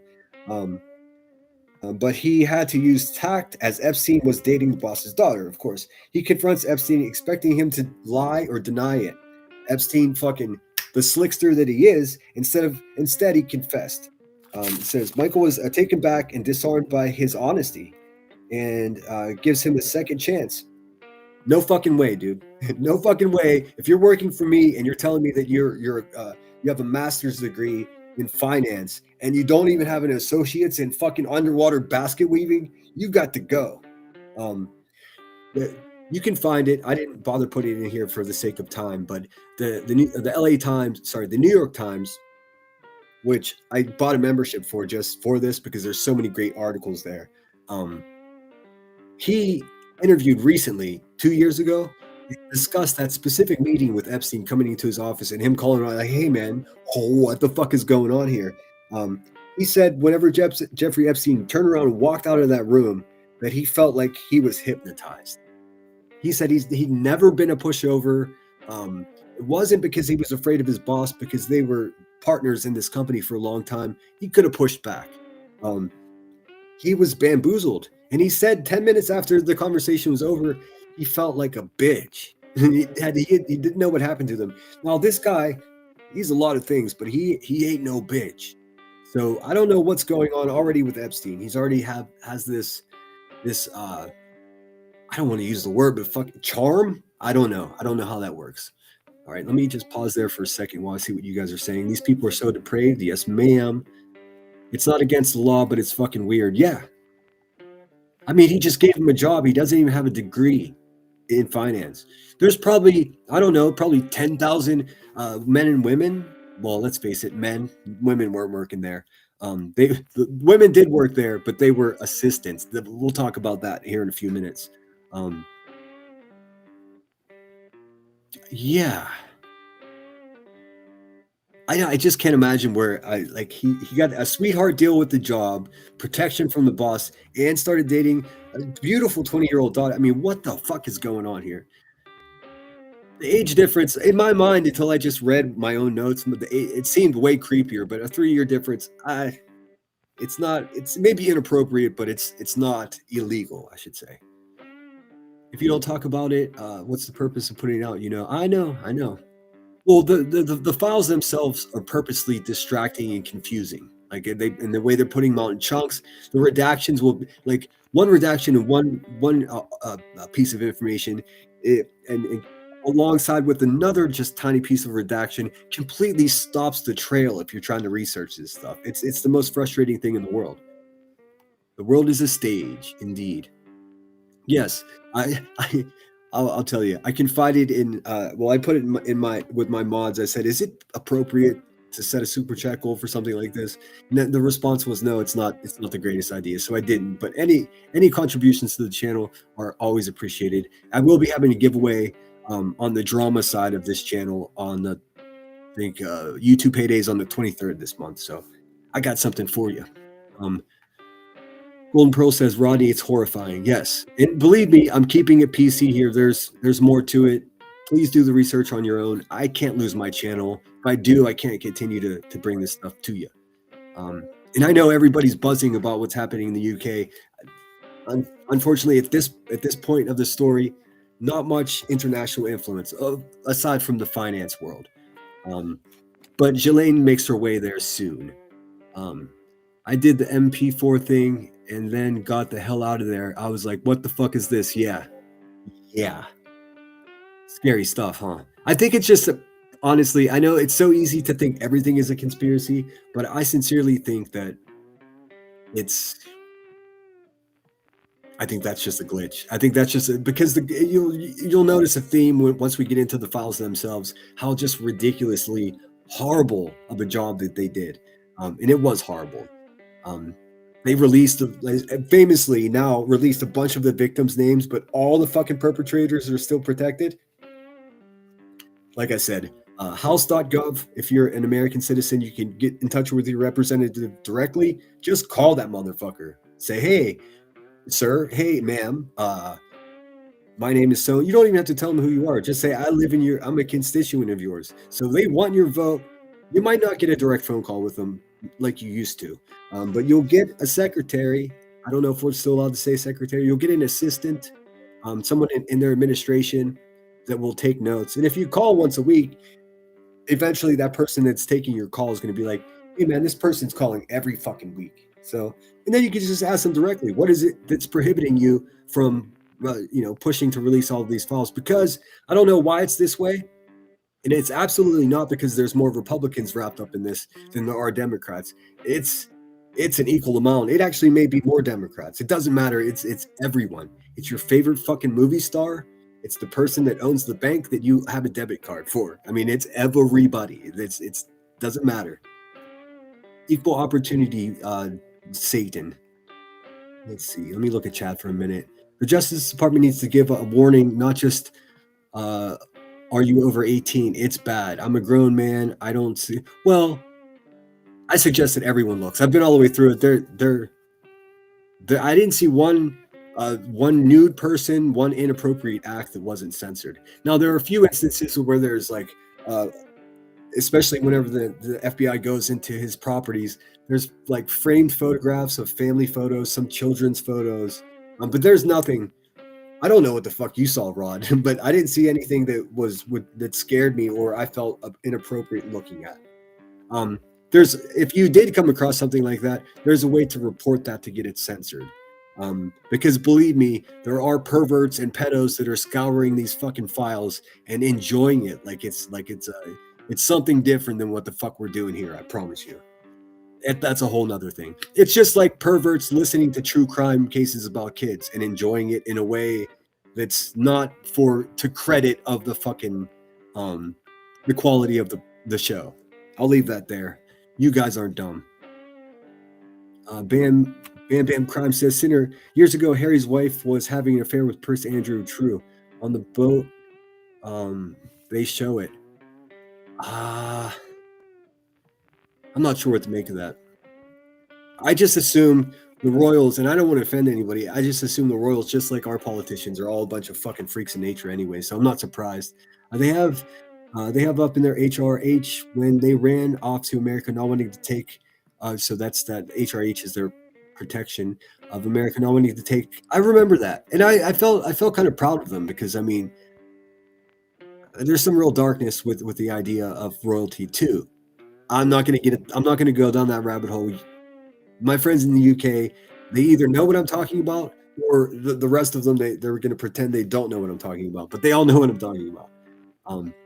Meg wouldn't participate in royal protocol and would step in front of the late queen. Oh. Well, no, there was racism too. I mean, that was widely publicized. Some of the statements that were spoken about Meghan were clearly racist. I read them myself. I can look into that. I'm not interested in that too much though. How worried can you be about like rich and famous people's wedding or families? I don't care. Twisty Charles isn't long for this world. I typed in a bunch of random people. They came up too. Yeah, you'll find a lot. They just released this really weird list. Half of the people on there aren't even suspected of doing anything. So you may have heard about that the other day. I don't know what the fuck that was about. Again, more or misdirection, misinformation, disinformation, whatever you want to call it. Just trying to keep the fucking the water as muddy as possible. Because if this water clears, and we see to the bottom, it's going to break the world in a way I don't think ever has happened before. And I'm not exaggerating. We're talking about the most rich and powerful people, the people that make every decision. We're nothing but ants, dude. That's a fact. Sinner, check Harry Meg's wife was with Prince Andrew long before. Yeah, I'm going to stick to my timeline here. If that becomes part of this story, I promise I'll add it in there. Maybe Princess Diana found out about it. There's so many conspiracies. She was definitely murdered, though, if you ask me. I can't look at her the same now. Interesting. I know that I have so many people from the UK watching me, and I do apologize. I'm just starting with the basic storyline. We'll get there. These people all come into play. I mean, especially Slippery Andy. Dude, I love that they fucking arrested him on his birthday. Like, how perfect is that? That's not by accident, folks. I promise you. What is it, Thursday? There's no way that's an accident. No way. Or was it Thursday in the UK in any case, it was his stinking birthday. That's on purpose. That's spiteful. I'm here for it. Because let's face it, dude. I think these guys should burn in hell. Actually, know what I think is they should reopen Guantanamo Bay. There's plenty of space there. Round them all up. I don't give a fuck if you're a president or a prince or anything like that. You know what I'm saying? Thank you for sharing Jeff's roots because he has been sketched. Yes, well, also, this is the part that every journalist that I love and I listen to about this stuff, they always gloss this over. They're just like, oh, he's young. How he became a millionaire is a mystery. How his power connections, it's a mystery. No, it's fucking not. It's not. It's clear as day, dude. You could see it from the synagogue across the street from his parents' house, dude. Pink Butterfly said, I'm late. I had company over, but now I can truly listen. Welcome in. Blackheart67, thanks for being here. I'm late. We'll listen as well. And listen, I'm not sloughing off my UK folks. We'll get there. I promise. That's all going to come into play. But talking about, Meghan with I think the biggest problem, because I'm certain that Meghan was an adult when he was hanging out with Andrew or whatever that may be. Andrew liked them young, dude, and that doesn't include Meghan. I promise you. Andrew liked him so young that he flew to an island for it many, many times. Let's see, underwater basket weaving. Yeah, he didn't have it. He didn't even have a degree, dude. He got so close both times, both at the college and then NYU. He just didn't get it done, man. Flipping hell, Sinner. I had to work my ass off to get my degree to become a teacher. I had to do 3 times teacher training. I don't know what's going on, Wise Angel. I mean, you always came across to me as an intelligent person. You're talking about Megan boning down his Prince Andrew, and that's not what we're talking about. We'll get there. We'll get to Andy, I promise. Charisma. Yeah, charisma is a good way to put it. I still saying that he had charisma is like he was also by, wasn't he, Sinner? Epstein? Oh yeah. I mean, you could go to the fucking the Department of Justice website and type in YouTube, and you could see the films that he rented. I went and looked at the trailers of these films. Every other one of them was a man behind a man. I mean, I'm not judging. Love who you want, but no one talks about that fact. It's always, inappropriate with the young ones. No one's talking about the fact that it was both boys and girls. I mean, you see this a lot when it comes to SA victims.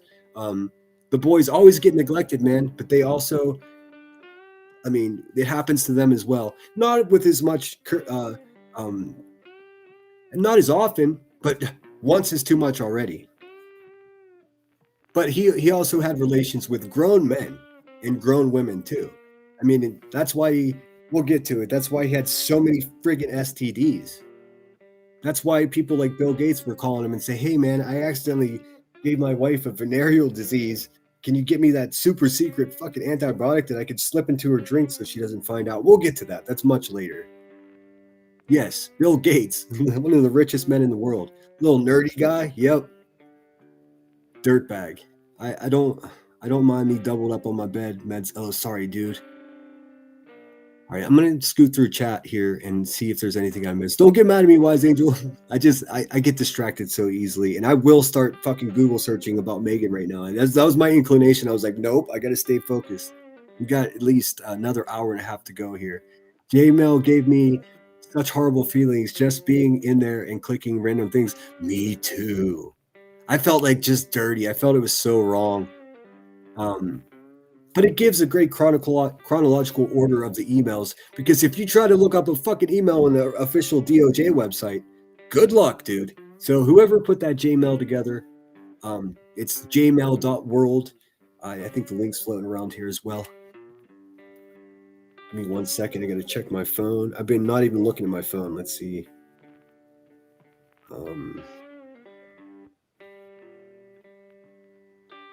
Yeah, I mean, I didn't bother doing that. But I thank you so much. I don't want to say your name. Oh, Solo. Thank you so much for the $10 or Cash App. Yeah, if you're enjoying what I'm doing here, feel free to Cash App, Super Chat, all the things, whatever you got to do.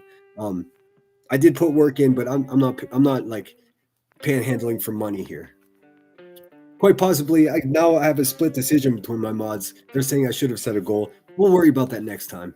I don't think I could do this every day, just so you know. It's too much. I'm going to do it every other day, and then I'll sprinkle in my drama, because, boy, I got a lot to say there after what I saw this afternoon. Holy cow. But let's focus, young Jedis. All right. So this guy got Jedi mind tricked by the most prolific pedo in history. So he just let him keep the job. He didn't even get written up. Typically, I mean, the way he referred to it was an infraction. That sounds pretty serious, man. Especially if it's such a powerhouse organization like Bear Stearns. It really was, man. I mean, I don't really have much good to say about them. But the compliment I would give them is they were fucking beast. I mean, incredible. A money-making machine like you would never fucking imagine. Billions of dollars. The most powerful New Yorkers. They were investing in everything. Their clients were just kingmakers. That's a great term for it. He confronts Epstein. I got that. Yes, and of course, him not having a college degree is something that keeps popping up. I don't know why I wrote that twice.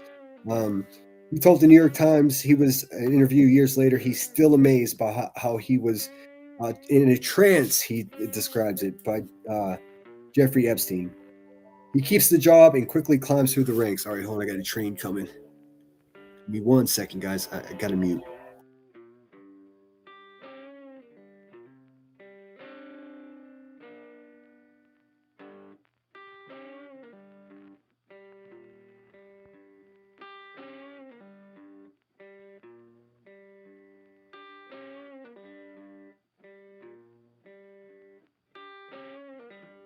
All right, I'm going back into the MySpace over here, where all my shit is set up.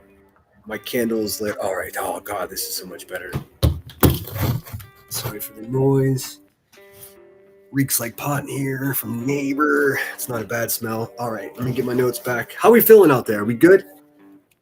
There's more of you here than I expected, so the nerves are gone. I was really worried about this. I don't typically do this stuff. But yeah, I do recommend that you look at the jmel.world if you have it. It's his birthday. I don't know. Oh yes, Andy, little Andy. It's Andy's birthday. Dude got arrested on his birthday. Probably saved enough. Probably scrounged enough fucking silver, stole enough silver plates from the palace to hawk them and get himself a cheap bottle of champagne. And they kicked in the door. Good. Fuck that guy. They're just going to get away with it. Me and a couple of my friends have been discussing this behind the scenes. I so wish I had someone up here with me.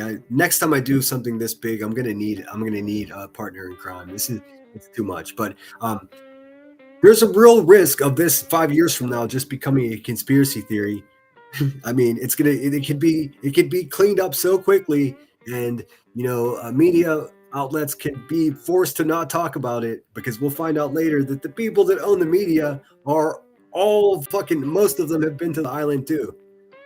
So we're only going to get what they give us in the way of information. There's a distinct possibility, and it's terrifying, that 5 years from now, this is all fucking sterilized, and anyone that talks about it will be made out to be a crazy person. So we'll see if this video even survives on YouTube. Who knows? If they take my channel, I'm going rogue and popping up with these episodes on fucking backup channels until they get rid of me completely. And he got trolled on his birthday. Oh shit, son.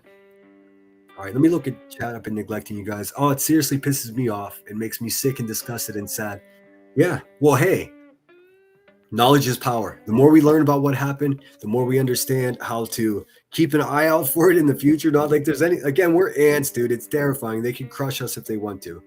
I mean, someone could just kick the door in and take me away for talking. Not about this, but once we get into it here, it gets pretty fucking hairy. I want to dive more into Monroe. I believe she was unalived. I think that's pretty obvious. I'm not a big fan of Marilyn Monroe. It's very controversial with my lady friends. Everyone idolizes her. To me, she was just she was rude to people. She was notorious late. And you know what? The deal breaker is she fucking ate in bed, dude. You don't eat in bed. Don't eat in bed, dude. That's like the ultimate sign of sloth for me. You can't just show up 2 hours late, all pilled out of your mind, and fucking treat everybody like shit. That's what she did. Sorry, not sorry. But there is a story there. I mean, she's boning down the president and his brother at the same time. Let's see here. Pink Tiger, shame on our government. Well, I wouldn't say they're doing nothing. And shout out Robert Massey, the only Republican. That's why, I know there are Republicans that watch me. That's why I gave you the house.gov. Even if you didn't vote, they're still representing your neighborhood in the government. So you have every right to have correspondence with these people, and I urge you to do so. Because if you look, because squeaky wheel sometimes gets oiled, most of the time it gets replaced. But you still got to make noise. That's so long as we don't become complicit in just turning our head away from this, then I don't think. I don't know. I mean, they've covered up big things, but nothing this big. We still don't know who killed Kennedy. Let's keep it real. Well, thank you so much, Pink Dagger. Pink Dagger was the one who's just like, dude, set a fucking super chat goal. I felt awkward about it because there are, victims here. I don't want to seem like I'm capitalizing on someone's pain, because I hate people that do that, and you should too. What's up, Summer? Good to see ya. Oh, thanks for gifting a membership. Golden Pearl got that one. You don't think he's dead? We'll get there. Um, we'll get there. That's where that little trick with changing the JPEG or the PDF file, and I mean an actual computer file. You can change some things to shit. I can't remember the phrase that you search for it, but you can change what looks like nothing or what looks like a photograph into a here. Fuck it. I'm in no rush. Let me show you what I'm talking about. Do you remember, Rod? Do you remember the terminology I told you to look for that? It was like something like files not found or something like that. I can look really quickly in my history of YouTube. This would be a good opportunity if you guys want to go use the bathroom or get something to drink. I'm just gonna take a quick trail here off the main drag because I had to quickly look at my history to see the exact verbiage. Actually, let's see. YouTube's pretty clever. Just type in hidden MP4 Epstein files.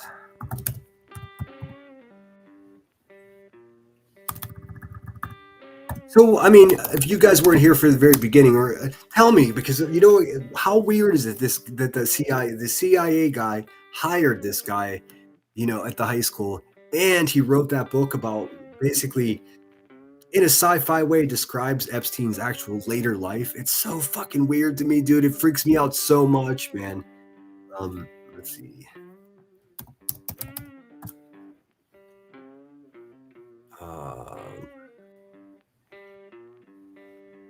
Oh, I see it. CNN took credit for it. Bullshit, CNN. Motherfucker. Dude, I'm realizing in just doing this little bit of research that a lot of our media sources are fucking garbage, man. I keep hearing the smartest people say, it's a mystery how I became a millionaire. Bullshit. I'll show you. I'm going to tell you during this episode exactly how he became fucking rich and powerful. It's not that complicated. Why don't people do the work? Oh, yeah, because the media outlets are owned by people that visited his island. Funny that. Give me 1 second.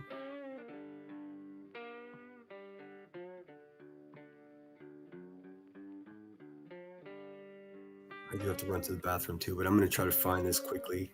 I love that CNN took credit for this. CNN found hidden. No, CNN heard it from a fucking blogger that found it a month before. It's so frustrating.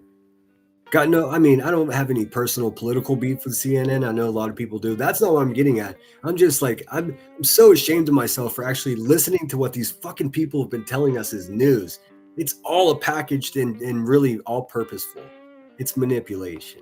That's what it is. It's manipulation. Let's see what she says. I'm hoping she gives me the unredacted videos of young women that... Oh, that's not what I'm looking for. Fuck you, CNN. Does anybody remember the phrase? Hold on a second. I'll just do it this way. Give me a second. See what I mean? Everybody just wants to show the. It's so creepy to say it. Everybody wants to show the sexy stuff or stuff that has to do with any kind of sex. Oscar Wilde said it better and best himself. Everything is about sex except for sex. Sex is about power. And the more I think about that, I'm like, what the fuck, dude? Thanks, Oscar Wilde. Even though he's, a very sarcastic man, I think there may be something to it. All right, now bear with me. I'm digging through my history here. It was a day or two ago, so this may take me a whole minute to find.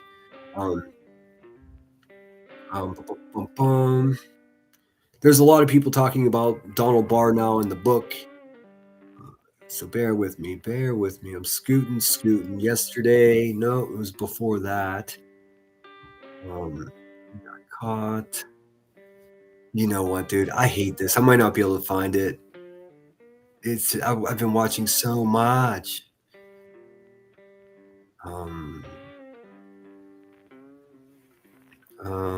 Yeah, I'm gonna give it a solid minute.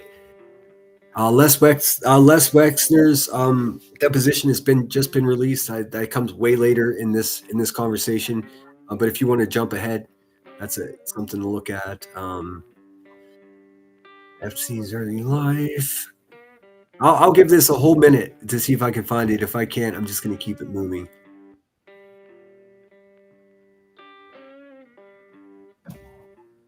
fuck, I just said it on my live stream the other day what it was, the right verbiage to get that pulled up, or the right prompt to get that pulled up. And most of everything I found, like, believe me, I'm not, I haven't even touched a fraction of a percentage of the files. But most of those videos that you can change into an MP4, most of them, almost all of them that I came across so far was directly prison cameras from when he was housed in the prison. Hours. Each one is like 2 hours long. It's such a pain in the ass. And almost some of them, nothing happens at all except a guy just sitting at a desk. Some of them, there's shit moving in the background. So you never know. Fuck. I might not be able to find this. I'll have for the next episode. I'll bring that. I promise. I do apologize. I got to get back on track here. Hope everyone's feeling good out there. Golden Pearl 2325. Welcome to the Lemon Grove. Make yourself at home. Stay out of my stuff. Let's see. We're going to go back to my JE file. All right. So this guy tried. He was bamboozled by Slippery Jeff, and let's keep it moving. Let me know if you guys need a break. I can play a song. All right. So here we go. There's some parts before this. This fucking poor guy. This guy also got fucking snookered. Now, this was the first big con that Jeffrey pulled off. I mean, aside from getting a job at the biggest financial institution with zero credibility. Let me get everything in line here. He keeps the job at Bear Stearns, quickly rises through the ranks. Within a few years, he was named a limited partner at Bear Stearns. Big fucking deal. Listen, it's not a mystery how he made his money. This is how it started. Tons of money, something like over $800,000 a year. Back then, it would be $4.2 million a year annually. I mean, that's the conversion from inflation. So $800K or $4.2 million a year. I wonder how he made money. I wonder how he became rich. Well, there you have it. It gets worse. But the troubles kept bubbling up for him. He began to abuse his expense account. The guy was an asshole. I mean, aside from all the weirdo fucking predo shit that he did, the guy was a fucking weirdo in the way that he was just so entitled. Like, he was just digging into the fucking... Listen to what he did. Okay, so he broke up with the boss's daughter. His days were numbered when that happened, regardless of how slick or convincing he was. And then he began to abuse the expense account. He started dating this other woman. She's kind of important to this story. He started buying jewelry for his new girlfriend, diamonds. It says here $10,000 worth of jewelry was confirmed. That's a lot of fucking jewelry in 1976. I don't know what you're thinking, but let's see. So he broke up with the boss's daughter. He immediately started prancing around this beautiful woman. I found pictures of her, but not her name. That's a weird thing.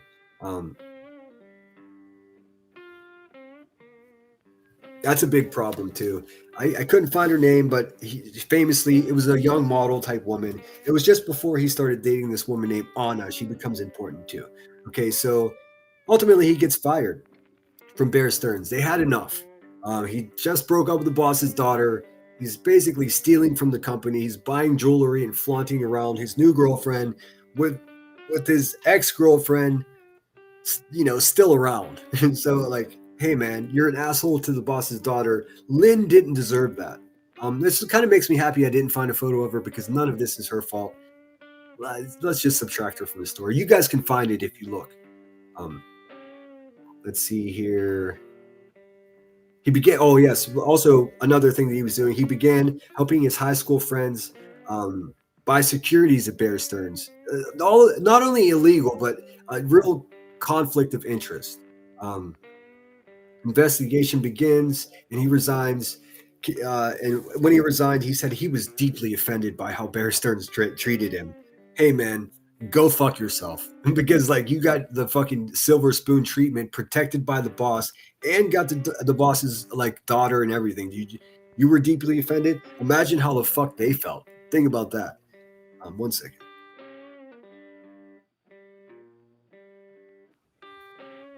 I'm not gonna lie. I bought a pack of cigarettes when I started covering this shit because I was up all night. I don't even really smoke them; it just sits in my hand. Let's see here. After helping his friends, yeah. So finally, they let him go. But what he learned at Bear Stearns is not just the financial world, but he learned that, well, don't let me get ahead of myself. He learned how to act rich as he was becoming rich. He learned the proper silver. He learned etiquette. He learned the proper silverware. My UK friends are going to enjoy this because most of us Americans are slobs and we have no idea that there's 2 fucking spoons and 2 forks. It's not part of our culture. The Brits, they get it, and they totally do. It's where it came from, for fuck's sake. So he learned all this etiquette and how to move and how to act and how to fucking manipulate people, how to make himself seem more intelligent than he actually was. He had a gift of gab. He was faking it until he made it, and boy, was he making it. Summer says, I don't think he's dead. I don't either. We'll get to that. But, I mean, that's big conspiracy. There's a photo out there floating around that rumored to be Megan in it. But the face is redacted. But who knows? Man, you guys, I'm going to write that down because I promise I'll research it. Wise Angel seems to have the tea, though. Wise Angel, that would be a perfect thing. I'm not going to do it today because I'm just going to go three hours and cut it off. But as we move forward, a lot of this needs to be discussed amongst people as well. So the final hour, I'll do 3 hours of this stuff. And then the last hour, 45 minutes to an hour, I'll share the link if anybody has anything pertinent, maybe if something they know I don't know. There's so much I don't know. This is some asshole sitting in Pittsburgh with a Chromebook. I do have a degree, but it's an art studio, and what the fuck good is that? You know what I mean? So I would love to hear Wise Angel come up, and she has a great speaking voice too. If you're not subscriber of her channel, you should be. Legally, a mortician did an interesting autopsy. Oh, the lady with the glasses? Yeah, she's badass. Yeah, okay, we're time out with the main story here. Yes, you're absolutely right, Steph B. What's her name? Something mortician. She's badass. I'm a subscriber of her channel. Yeah, the photographs of him laying on that weird metal thing that would never have been there. The way the blood is like the way the blood is pooling in his body and his neck as in the photograph. That's not a dead person. I don't know what the fuck's going on there, but that's not a dead person. And then it turns out it might not even be him at all because they did they looked at the ear. It's fucking. Listen, when someone has hundreds of billions of dollars or has blackmail information on people that do, they can walk on water. That's why Donald Barr's son, Bill Burr, the future attorney general, comes heavy into play later on. Stand by. It's just as bad as you think. Bill Gates isn't the biggest landowner in the United States. Landowner, no. Isn't Wrigley? I think Wrigley still owns an awful lot. I know Wrigley owns some of the Santa Barbara Channel Islands, at least one of them. He owns 200,000 acres of farmland. Well, I mean, there's way there. That's nothing. That's nothing. There's some private citizens that own like fucking half of Texas, dude. All right. He owns over 200,000 acres. That's a lot. I'm not trying to scoff at that, but there's someone with like 1 million square acres. Prince Andrew has been a creep for decades. Oh yeah, and really, like what? Every photograph with him around the Epstein scene, he looks like a Randy sausage. I'll just say that. Is it how the Brits would say it? I don't know, dude. He looks all revved up like a big evil kid, dude. He's enjoying and relishing in that lifestyle.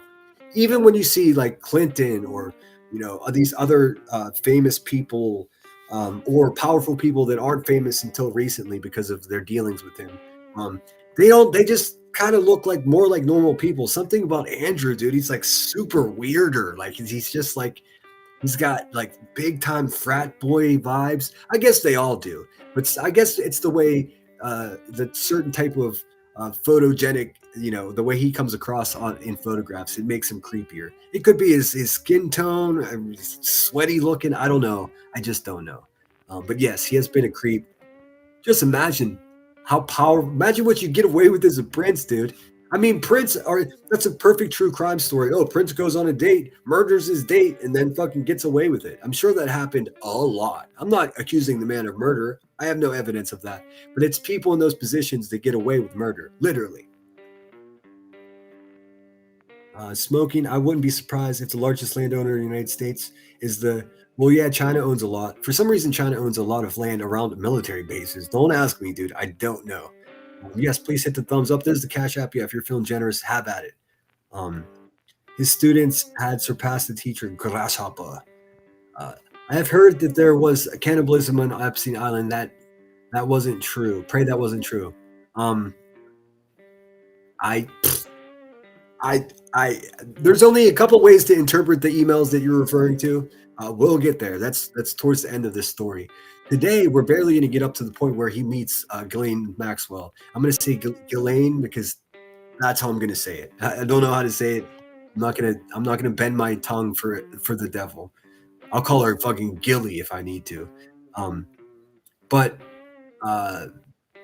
Michelle 588, I think there is some credence to that story. Terrifyingly enough. Did he have kids? No, he had no children of his own. Well, that comes in later too.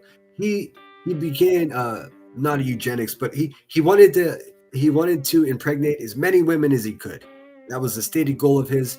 He opened with a couple of billionaire friends of his a laboratory in Ukraine. We'll get there. It gets so much darker, dude. This is nothing.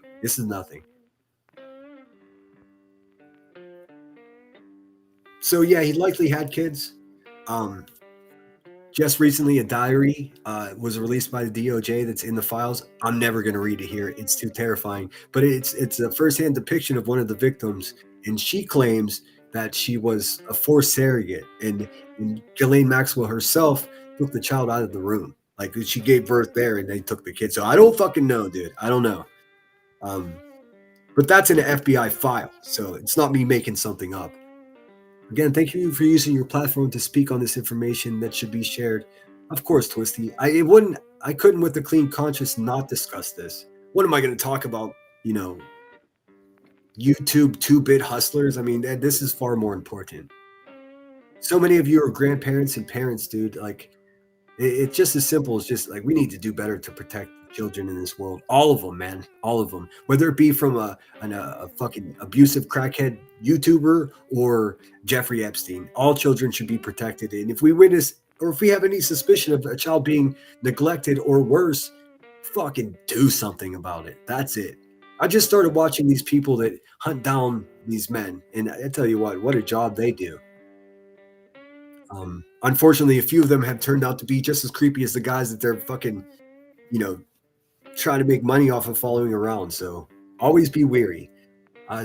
Sky KC says, reeks in here from the pot too, LOL. The neighbor.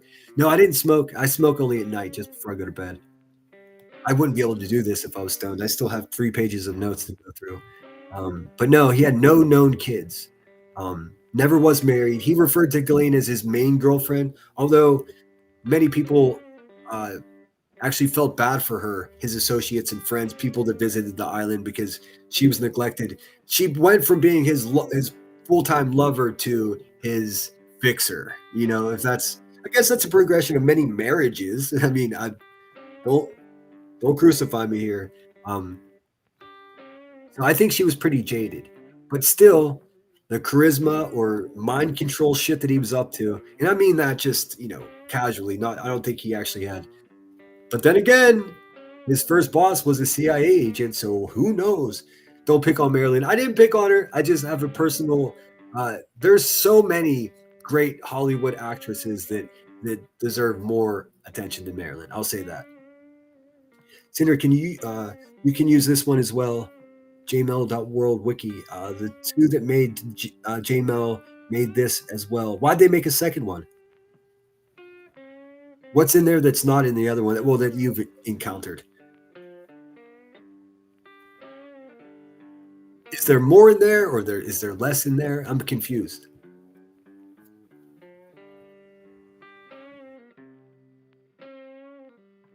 Got to be something different or more or less, right? Because why would they go through the effort? Okay. Sorry about the Maryland stuff, dude. It's not personal. He would have flicked a cigarette butt right at your foot and walked away from you. I promise. I looked up Sammy Davis Jr. on the Rat Pack. They were all involved to do with Maryland. Oh yeah. Well, listen, man. No, I'm not going to get into that. I'm not going to get into it. I have too many respect for my people in here that love Maryland. I know way too much about that. I did similar fucking digging to find out who killed Kennedy. Guess what? I just still don't know. I still don't know. I guess what? Think it was the CIA though, because they just seem to have their hand in everything. I'd say government lies about wars, aka mass murders, is worse than this. I disagree with you. Because most servicemen and women sign up to be murdered to die in war. We're talking about innocent children that can't defend themselves. This is far worse. This may be one of the worst things that ever happened. Unfortunately, it's nothing new. This has been happening all the way to ancient times. The rich, powerful, religious people that rule the world have been doing this to children. I think this is way worse. Way worse. Adults can at least have a fighting chance. Children cannot, especially if they're being put in shipping containers and shipped from fucking Saudi Arabia to an island. Nope, not even close. I know what you're saying, Zoe, and I'm not trying to dismiss or belittle anyone losing their life to violence in any way. But children can't defend themselves. It's a whole different thing for me. Geesh, all the tangents. Maryland. Yeah, well, hey, man. Let's see here. All right, let's keep it going. So, moving along, Jeffrey leaves Bear Stearns. He resigns. They were going to fire him, but he was like, "Oh, you want to fire me? I quit." That's that. There's a lot more to the story, but that to sum it up, in the spirit of keeping good time here, that's what happened. He resigned and famously quoted and said he was deeply offended. Well, let's see how deeply offended he was by his relationship with the fucking. We'll see. All right, I'm just gonna move to the beginning of chat. I saw something today about how they use muffins as a code word. Well, you see muffins, pizza, grape soda. Pizza is a synonym for little girls. It's so bad, dude. We'll get there. I just have to figure out how to navigate those words here. Lots of children die in wars, for sure. Absolutely. I think we could both agree, Zoe, that it's terrible that children die in war, and it's also terrible that children get sold and traded as though they're currency. It's both terrible, both of them. I don't think we can Rochambeau. Let's see, Sinner, Google this sometime and tell me it's not insane. British soldier, Vivian Cunningham. You will instantly find scary links. Oh shit! Hold on, let me get my pen. I will look. You know me, dude. I'm not much of a conspiracy theorist. I think a lot of it's laughable, but then you realize something like this is true, and it's like, oh, that's terrifying. It's all true. We're fucking doomed. All right, so he got fired. He was so offended, deeply offended, as he put it. But there, like I said, in my notes, he learned a lot there. He met a lot of powerful friends. He learned how to act richer than he was.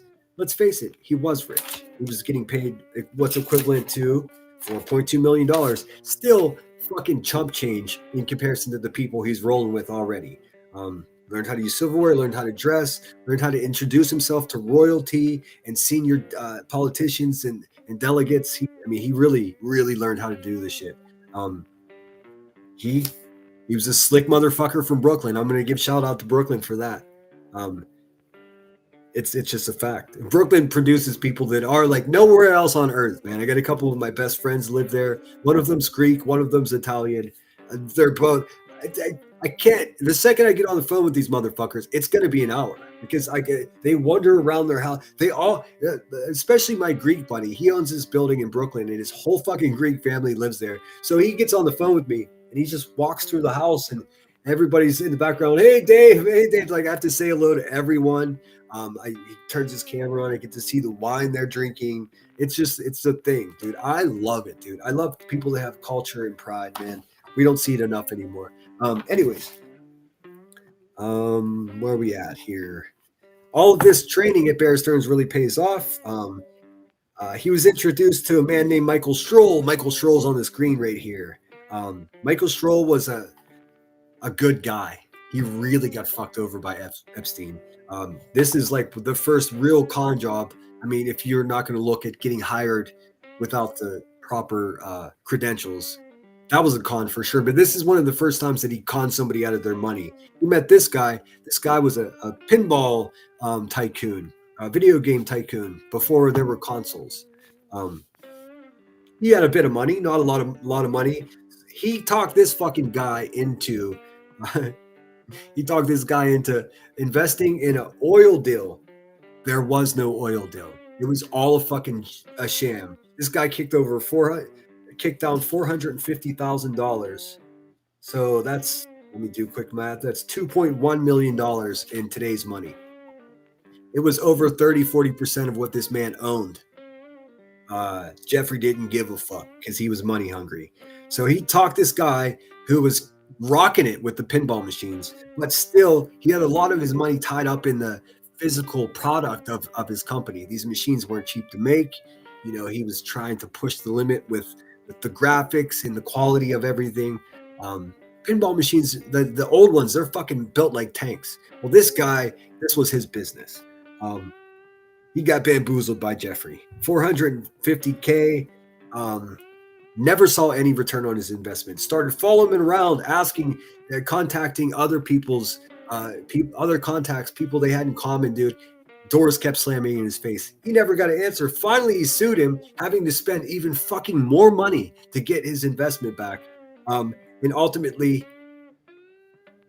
it all got dismissed because Jeffrey Epstein became powerful. The can was kicked down the road in federal courts so long that by the time it actually got attention, Epstein already had way too many powerful connections at the DOJ, as well as, I mean, just even the court clerks. I mean, it's so disturbing. And somewhere in this man trying to get his money back, this motherfucking Jeffrey Epstein, he sent the man a fucking pint of crude oil to signify that the deal was real.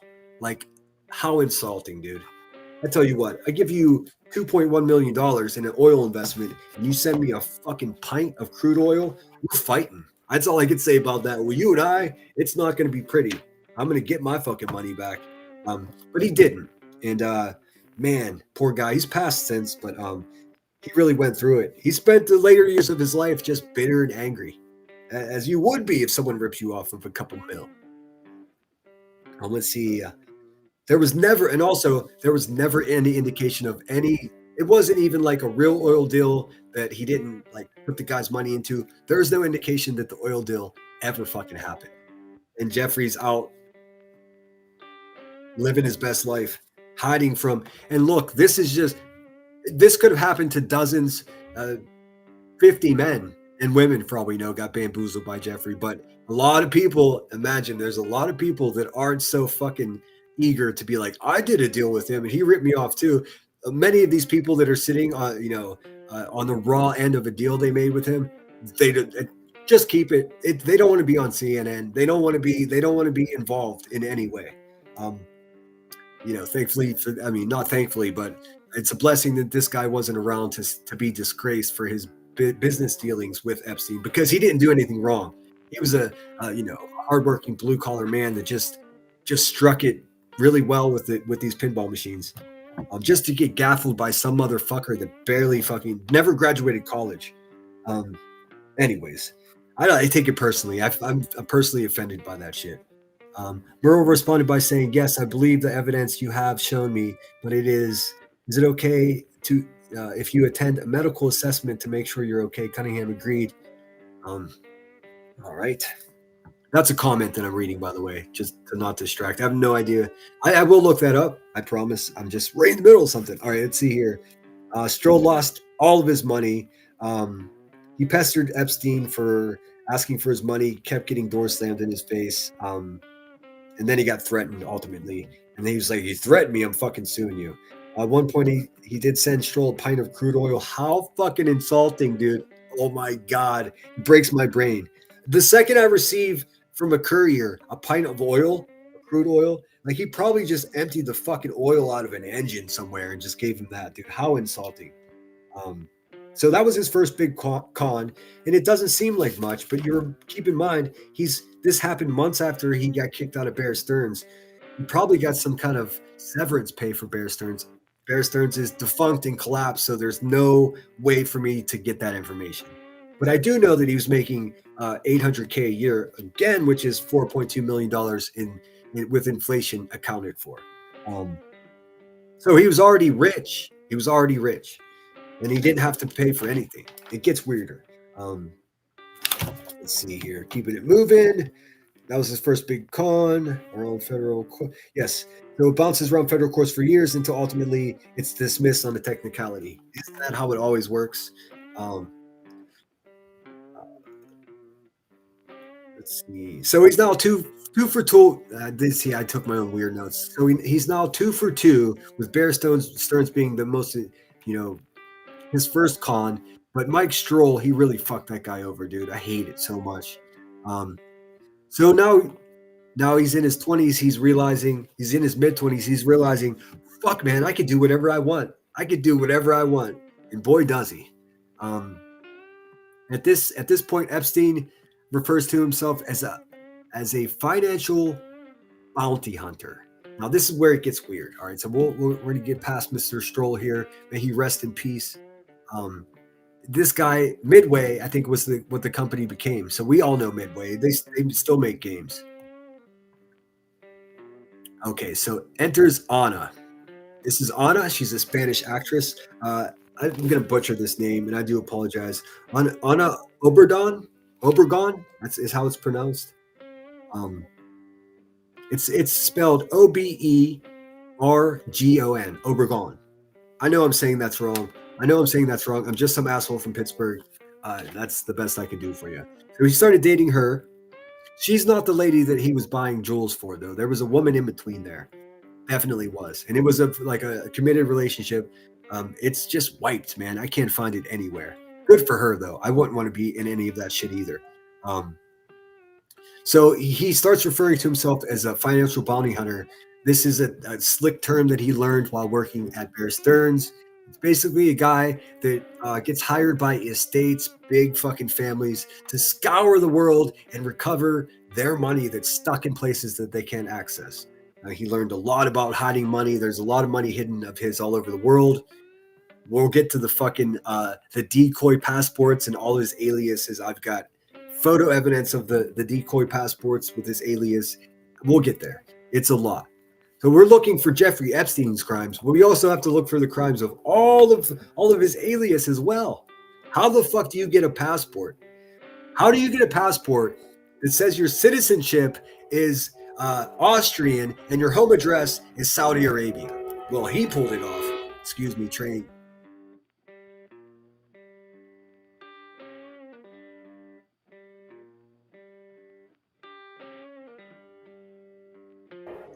Train's louder today for some reason. All right, keeping it moving. I hope you guys are enjoying this. This isn't common for me. This is my first foray into any true stories like this. Typically, my YouTube channel is railing against just nasty mofos around YouTube. So, decoy passports, yeah. Well, I'll show you one of them before we finish today. Okay, so this is Ana. So he's dating Ana. Ana's family. She's a Spanish actress. Beautiful woman. Holy shit. Beautiful family. The whole family's, and her dad's a bit of a tycoon businessman. He's got his own issues, but I think Ana was, for the most part, pretty not secluded, but shielded from what both her father was doing and what this fucking creep was up to. She was just a pretty lady that was, this guy's a hotshot New York City guy, people get horny. There's nothing you can do. But they dated for a while, in which time her dad hired him to go headhunt some money. So that's what he did, because that's what he said he did. So, okay. I have bounties on these bits of information because I spent a whole day looking for this. I mean, I was on the phone calling people in New York to try to get to the bottom of it. He, at this point, when he got hired to go recover money for Anna's father, he fucking, what does it say here? He, alongside with a former federal prosecutor, you heard me right. I don't know who the fuck this guy was. Hell, it could have been a girl for all I know. But a former federal prosecutor, it was a man. I just don't know his name. I can't find it anywhere. They flew to Madrid. I made a graphic for it. They flew to Madrid to try to recover Anna's family's money. Not a little bit of money, $100 million. This is the passport that he used. This passport, this would be way further in the story that I'm telling. I pulled it from the future because in context, now I know, because they didn't discover this passport until when they raided his New York City place many years after. I mean, 20 years after. But this was the passport that he used when he flew to recover Anna's family's money. Actually, right here. Sorry, I'm an idiot. I can make videos, so basically my slideshow is just a video that I made. That's why you see me pausing it. So one is Marius Robert Fortelny. Okay, this is a real man. This was a prior business partner of Jeffrey Epstein's, a Miami real estate agent. He just stole the fucking man's name. As you see, Austria, home address, Dammam, Saudi Arabia. So what the fuck, dude? Listen, if somebody can help me get a fucking a decoy passport, hook your boy up. That's all I can say about that. So here we have it. His birthday, 30th of July. I think that's his actual birthday. There's conflicting descriptions of whether that's true or not. But I think what they did, because he was born in 43, he just used his same birthday in case he had to memorize it just a year later. And there's the devil himself. Zoom on that. I can't. Yeah, what else? Do I have any notes else on this? So there he goes. I'll look at this cool graphic. Thank you, AI. So he flew with his homie from New York City to Madrid to recover Anna's money. And boy, did he. All right, so here's a better picture of Anna. There's a look at her father. He looks like he belongs as like a rich man that's on. Look, they look like they're on the Love Boat. I'll just say that. So beautiful family, cute little kitten. This is Anna, lucky Jeffrey. This is Pops. He needed his $100 million recovered. And guess what Jeffrey Epstein did? And nobody can fucking tell me how he did it. He went to Madrid and he recovered the $100 million. He may have gotten $40 million from that. So whenever you hear CNN or Fox News or some fucking YouTuber in their basement saying it's a mystery how he became wealthy, well, no, it's not. Because I think there are more Mr. Strolls like the pinball guy that we don't know about, because nobody's going to come forward now, dude. Would you? So already, I mean, $30 million here. What's $30 million here? I'll ask my smartphone. What is $30 million? What would $30 million of 1975's money be worth today? $180 million. Hey, man. You do the math, and I'm saying 30 million. I think he may have gotten 40 million because Mr. Obregon here was so fucking happy that he got his money back that he never expected to get. No one knows how he did that. Unqualified to go into those financial institutions, he learned all the tricks that Bears turns to walk into a financial institute in fucking Madrid and walk out. Well, not physically walk out with money, but got this man's money wired back. Nobody knows. Nobody knows. It happened. Pretty wild. Let's see. My notes here is Anna's father was Antonio Garcia Fernandez. That's him. Look at that guy. Tell me he wasn't a fucking cast member of the Love Boat.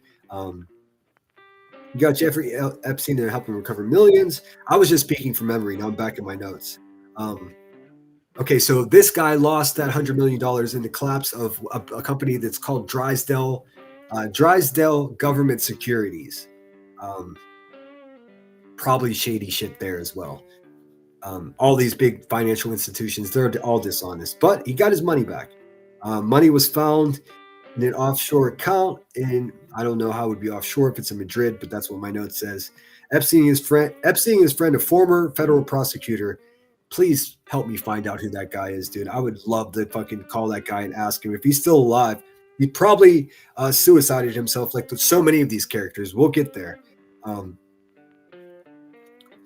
His fee was hefty, like I said, $30 to $40 million, and that was 1982. So now we're moving along. We're into the 80s. People are just now realizing that cocaine is bad for them, and at this point, he becomes a bona fide millionaire. I mean, over and over. From rags to riches, from high school to teacher. Don't buy that story. He did come from rags to riches, but he came from rags to riches in the way of middle class. His dad worked for Parks and Recreation, like planting trees and cleaning up shit. I'm minimizing the job, but you get the idea. That's the rags. But when you hear this story that he was a simple high school teacher, and then no, he worked at the Dalton School without a college degree. I'm going to keep repeating that because these are things that the mainstream media just can't get right because they want to talk about people without their clothes on. It brings more attention. I get it. I understand. I'm a human. No idea how he pulled it off. The decoy passport, which we just looked at, was expired but matches up with so whenever they raided his home in New York and they found the passport, it was expired, but it matched up with the travel stamps. If you've got a passport and you travel, you get a stamp to the country you enter. Sometimes they'll do an exit stamp as well. That's what I've noticed. Maybe they're just doing it to me. Maybe they're tracking me. Who knows? The address was the Saudi Arabian home address, but the citizenship was Austrian. How the fuck? Let me look at chat. I've been rambling. Let me see what you guys are saying. How the fuck does that happen? Smoking, sorry, I've been off topic. Just realized I've been talking too much. I didn't realize you were talking. You're just chatting, dude. I can't even hear you. Hey, Sammy C, I wanted to thank you so much for becoming a member. I do appreciate it. Hey, Senator, side note question. Do you think that Epstein had anything to do with Madeleine McCann case, the little girl who went missing years back in Portugal? I never considered that. I honestly never considered that, but I'm going to take a note. I'm not a private investigator. I'm just some asshole with a Chromebook, but I'm tenacious. If I want to find something out, I called people that, like, I think most of us would be afraid to call and just said, "Hey, my name's Dave. I'm gonna lie to you and tell you that I'm an independent journalist from Pittsburgh, Pennsylvania." I guess technically I am, but no, I'm not. We're not going to do that. I'm not going to laminate myself credentials here. But surprisingly enough, the few people that I spoke with were pretty, I know how to speak up, if that makes any sense. I have enough wealthy friends to know how they move. You just have to flatter them. That's all. Just humble yourself and flatter them. And people just talk and fucking talk and talk. Okay, so now he's a millionaire. What does he do with his money? Does anybody want to take a guess in chat?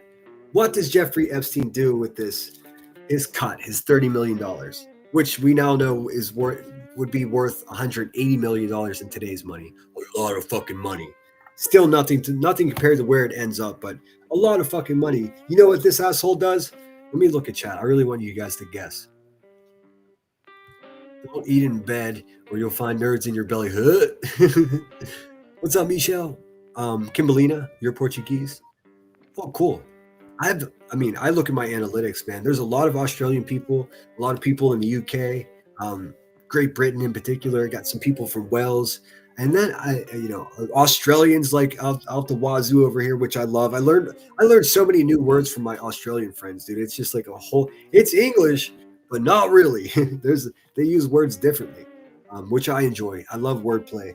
But I'll get to the bottom of that. I didn't even consider that. Listen, there's so many different branches on this tree that if I don't stay on the main trunk, I'll get buried in it. That's just fact of the matter. So that's why Not today, but going forward as we get into the heavier stuff. I'll do 45 minutes to an hour at the end of my live stream to open the panel and have you guys come up, maybe share a bit of information or just share a conspiracy theory. I just want to separate all the things that I can't prove independently or that haven't been confirmed by legitimate journalist sources out there. Like I said, the New York Times fucking crushing it. One man in particular, I depended on his research. Let me find his name, dude. It would help if I could read my own writing. Nick Confessori with the New York Times. I tell you what, I don't know how this guy's still alive. He has been doing some of the best journalism and just deep diving on this stuff. Just Google him, you'll see. I tell you what, though, if you're a Trump fan, probably don't want to look at that. All right, that's coming in the future, anyways. Let's see here. So let's see the passport. So the photo was also not him. It was a younger photo of him. That's weird. Yes, and the name that he stole was an actual person, a past associate of him with real estate in Miami. All right, Still on evidence of actual, still no evidence of actual financial skills. He was good at what he did, but nobody fucking knows how. Did he take the $30 million to start a company? Oh, it would cost, you'd have to invest on starting a company. That would cost him money. He did it, loan me any of it. He didn't give any to Cheese. He sent QB Super, hey, that's funny. No, this fucking prick went back to Bear Stearns and became a client, man. You can't write this shit. So he went back to fucking, yes, he did. He went back, this arrogant, smug motherfucker went back to Bear Stearns as a client after being fired from there. How does this even happen? There's so many failures. Just so many men made bad decisions in this story. I don't even know where to start, but I'll start with this one. For some reason, fucking Ace let him back in the building, dude, to just start because he had $30 million. That's a lot of money. That's why. Utilizing his friend Alan Ace Greenberg and Jimmy Kane. Jimmy Kane's was another guy that was big there. He didn't have anything to do with the shit as far as I can tell. Although he had many divorces. That's weird. None of my business. He remained a high-value client until, yes, okay. So he returns to Bear Stearns as a client in 1984. Dude, you break my daughter's heart. You fucking fraud me. You don't even have a college degree. You get rich and then you come back. This is what these people do, man. They don't give a fuck about anything but money. They're like, oh, sure, Jeffrey, come on in.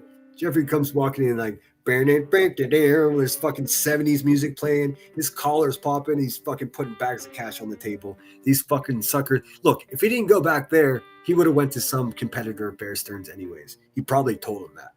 At this point, his manipulation is really ramping up. He's realizing that he doesn't have to tell the truth at all. He could just lie to everyone forever and ever and ever. And he does. I don't know.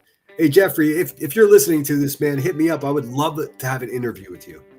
Okay, so he remained a high. So he used his networking with Ace. Still love the guy, dude. You screw my daughter over. Listen, none of this are rational men decisions, anyways. Recommended. He remained a high value client of the firm until 2008 when the company collapsed. But not before he got all his money out of there, so he didn't lose a motherfucking penny in the collapse, dude. It caused millions of people to go broke overnight, but he got away scot-free because he's a slippery little motherfucker, dude. Upon his return, he operated through his own firm. At this point, yes, 82, he established with that 30 mil. Cheese was right, actually. If we're going to go in proper order, he opened his own company. It was nothing more than certifying a name through some type of process. The J. Epstein and Company. You'll hear that a lot going forward. It's all over it's actually not in the files at all because I think it was defunct by time. Anyways, he's focusing exclusively on managing the wealth of billionaires. This is where all the big names that we all know start coming in. Okay, I'm just reading from my notes now because I don't have this memorized. The wealth of billionaires, Bear Stearns loves him, and they begin to extend favors to him. All right, so Bear Stearns sets him up with an apartment. Again, this guy never paid for anything. It's crazy. One of Epstein's former managers at the firm, likely James Jimmy Kane, who now runs him as a client. So he became the guy who's managing Epstein's wealth. This all happened within a couple of years, dude. What balls it takes to go back to. Anyways, I can't get over it. Is now running him as a client. Has a very attractive assistant named Patricia Schmidt.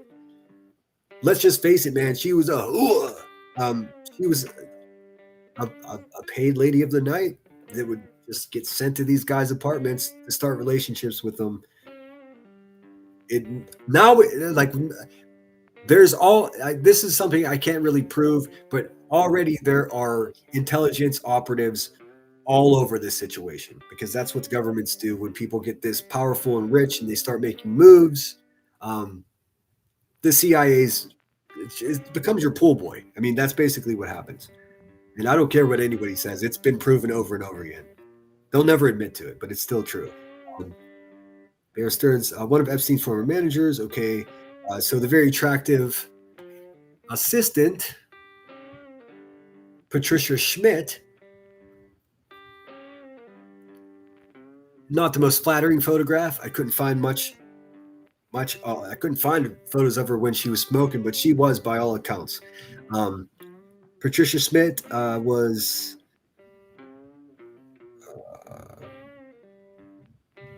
No, I think it says was 18. No.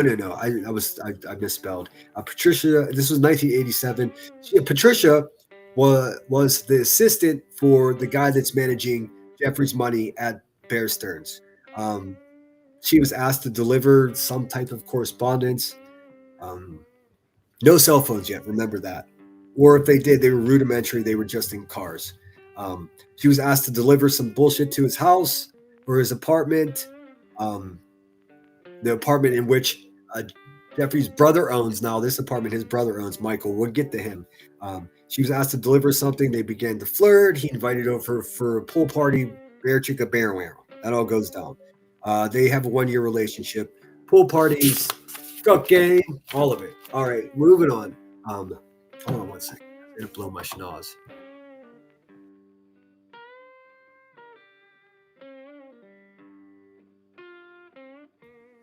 All right.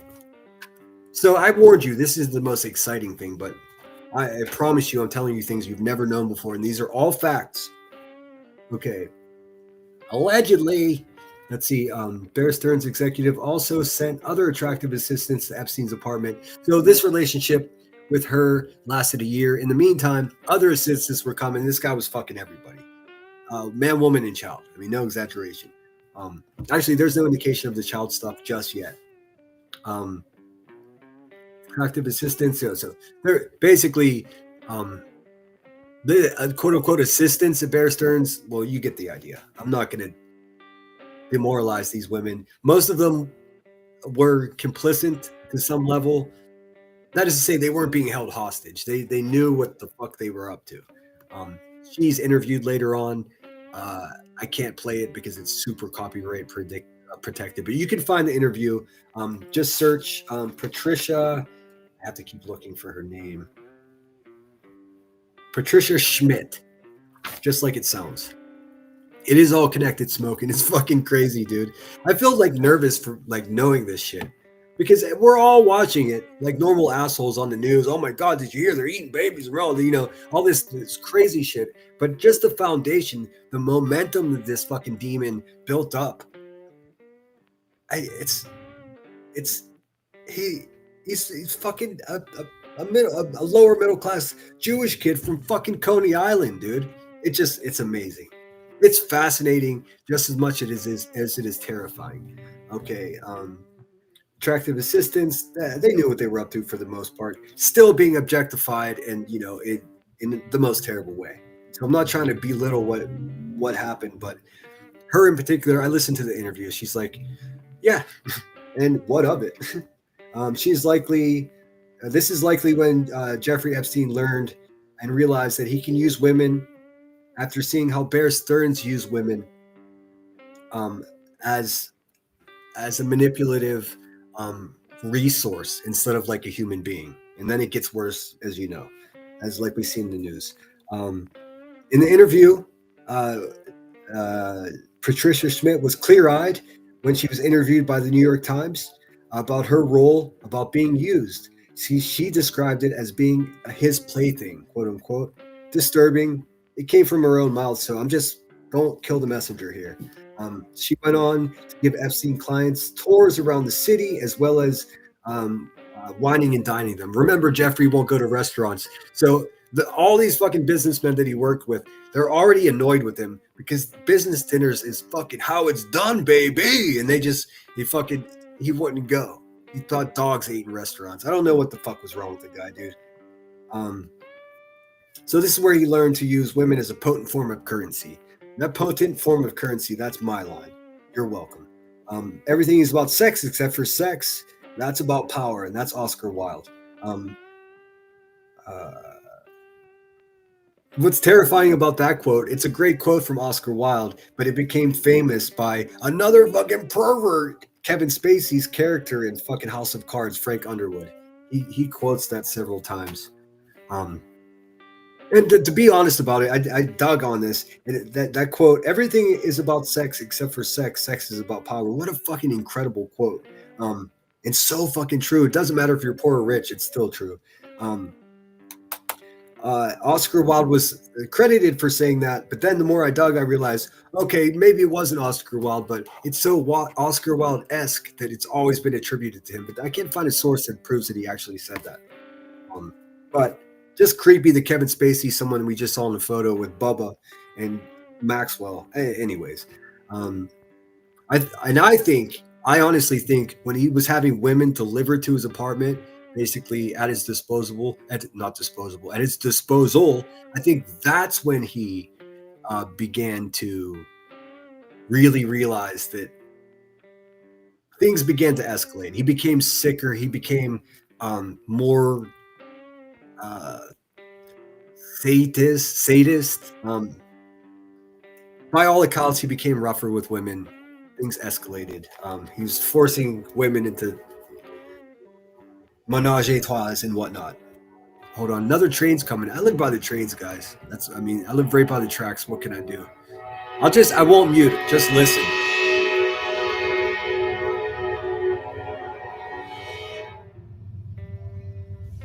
All day, all night. And what you can hear it, but you can't feel it. The place is rocking too. This is what a poor man in Pittsburgh has to deal with. And they have to blast the horde right past the crib because it's so densely populated that they're assholes that fucking walk on the tracks instead of the road. People hiding from the world. Anyways, Patricia Smith was clear-eyed, blah, blah, blah. She went on. She gave tours. Of course, she was an asset to Epstein because she would wine and dine these people. He didn't like to go to restaurants. That's one of the weirdest fucking things about the guy, dude. If I ever that's what I fantasize about. If I ever become like super rich, I'm eating at these restaurants that I've read about my whole life. Like, what are these people doing, dude?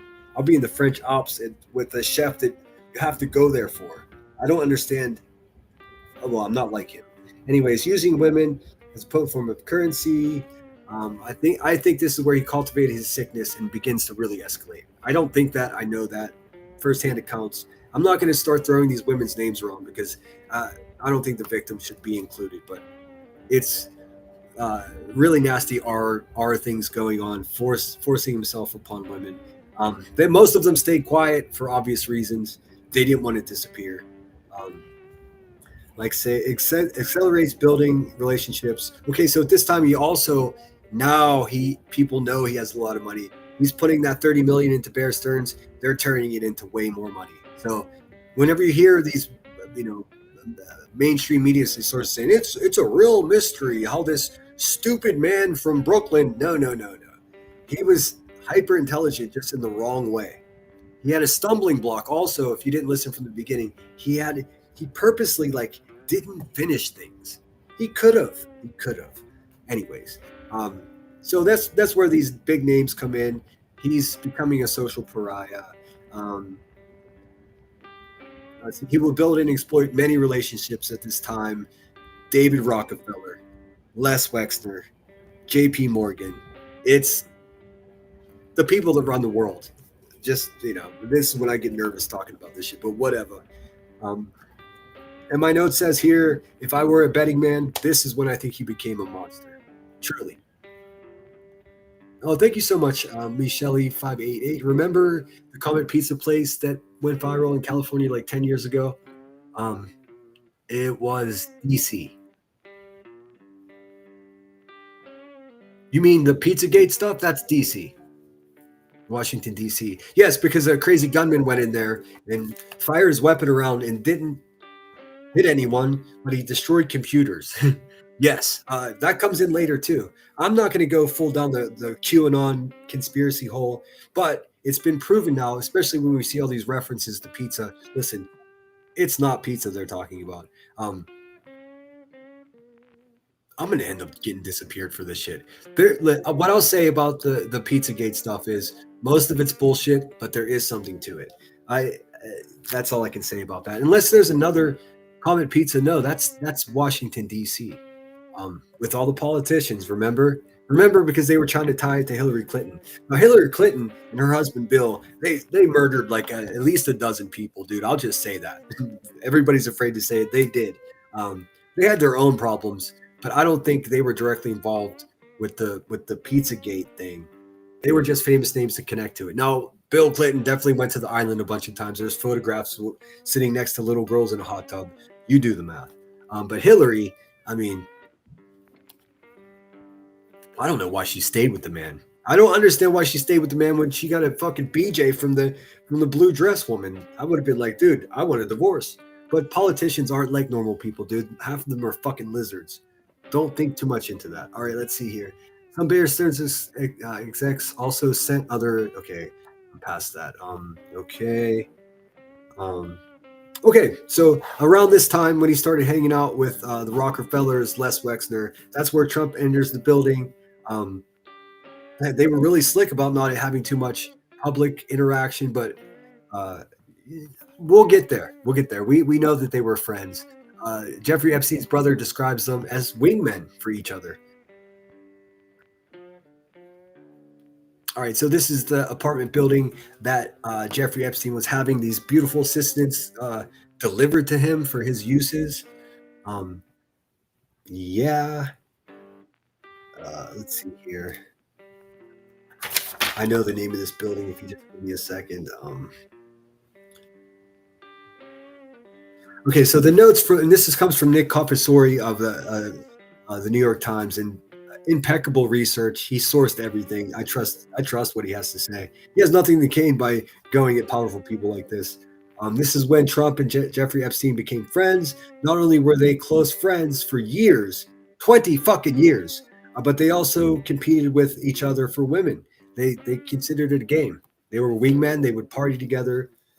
But I will say in this part, and of course, perverts are perverts. But at this time, from everything I can tell, aside from him dating his boss's daughter when he was 23 and she was 20, which I'll be flat frank with you, I don't see a fucking problem with that. There's no indication while him and Trump are wingmen for each other in New York. Just socialites is what they were because of their financial situation. I don't think that they were doing anything appropriate. They weren't out hunting young women at this point. Although Jeffrey Epstein's brother owned this building because he was a real estate guy, had plenty of money too. Guess what he ran out of this fucking apartment building? I said hotel. It's not. It's an apartment. Guess what he ran out of here? A couple different modeling agents. So, I mean, agencies. I mean, you do the math. Like, we know what happens with modeling agencies. We just do. Let's see. Hold on. My cat's scratching at the office door. Give me 1 second. 1 second.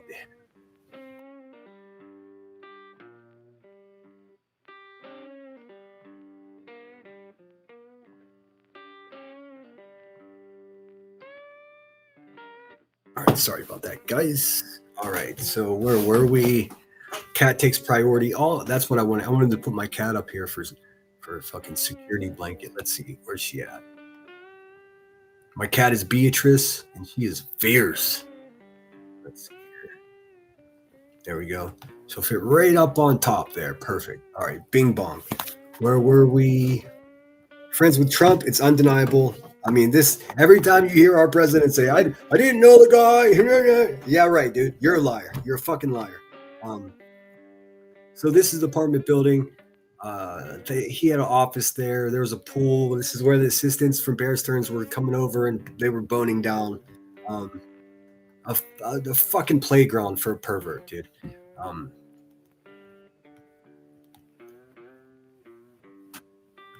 Here's a closer picture. When you look it up close, it doesn't look as nice, huh? Kind of dingy. Okay, there's Michael, his brother. I know he looks like that news anchor. It's not him. This is Michael Epstein. This guy's out of his fucking mind. First of all, he's a crazy person. Here, I'll get a quick. Here, I'll do us a solid. Let me just look up.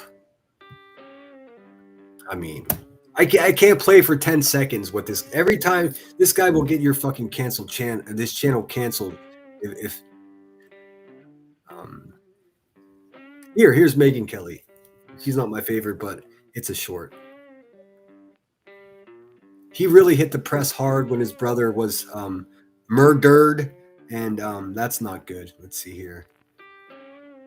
So this is Mark. He's the one that's like, hey man, this Donald Trump guy was fucking at the apartment building like every other day, bro. They were out. Donald Trump famously doesn't drink.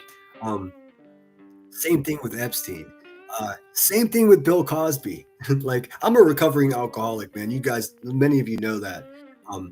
So these guys that never drink, I side-eye them like a mile away, because what it is, man, it's normal to it's not normal to become an alcoholic at all. It's normal to socially drink, especially in your prime, in your mid to late 20s, when you're best looking and you're going out, like meeting other human beings. If you're not drinking, and this isn't true of all people, of course, some people just don't like it at all. But if you're not at least having a shot with your buddies, or I don't know, you get this much money, you start learning about wines and champagnes and stuff. If you're not drinking at all, that means that you probably enjoy sitting back while other people get fucked up and you're in control because you're sober. I'm just saying. Andy Warhol, same thing, dude. He looks like a fucking tweaker, dude. He never did anything. He just got everyone around him fucked up.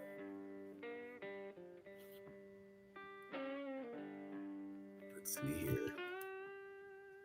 I hope this is digestible. I'm afraid to listen back to this. I've never done this type of thing before. I usually talk shit on people. This was way more work, I can tell you that. How do you see your brother and these allegations now?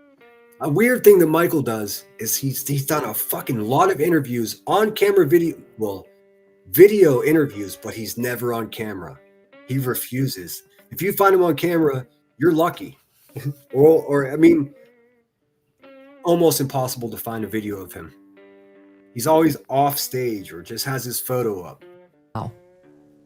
Well, I don't know. I'm not his attorney. I don't find it my job to defend him. He sounds like a little pussy like B. Tim. Sorry, I had to throw that in there. On any of this stuff, because I wasn't there. I didn't see. I don't want to be, just say, well, that's his brother saying something. No, I try to be very objective about this. I don't speculate. He's gonna say the S word over and over and over again here, man. I'm trying to avoid losing my channel. Everyone who's spoken to me knows I won't speculate on this stuff. I just look at the facts.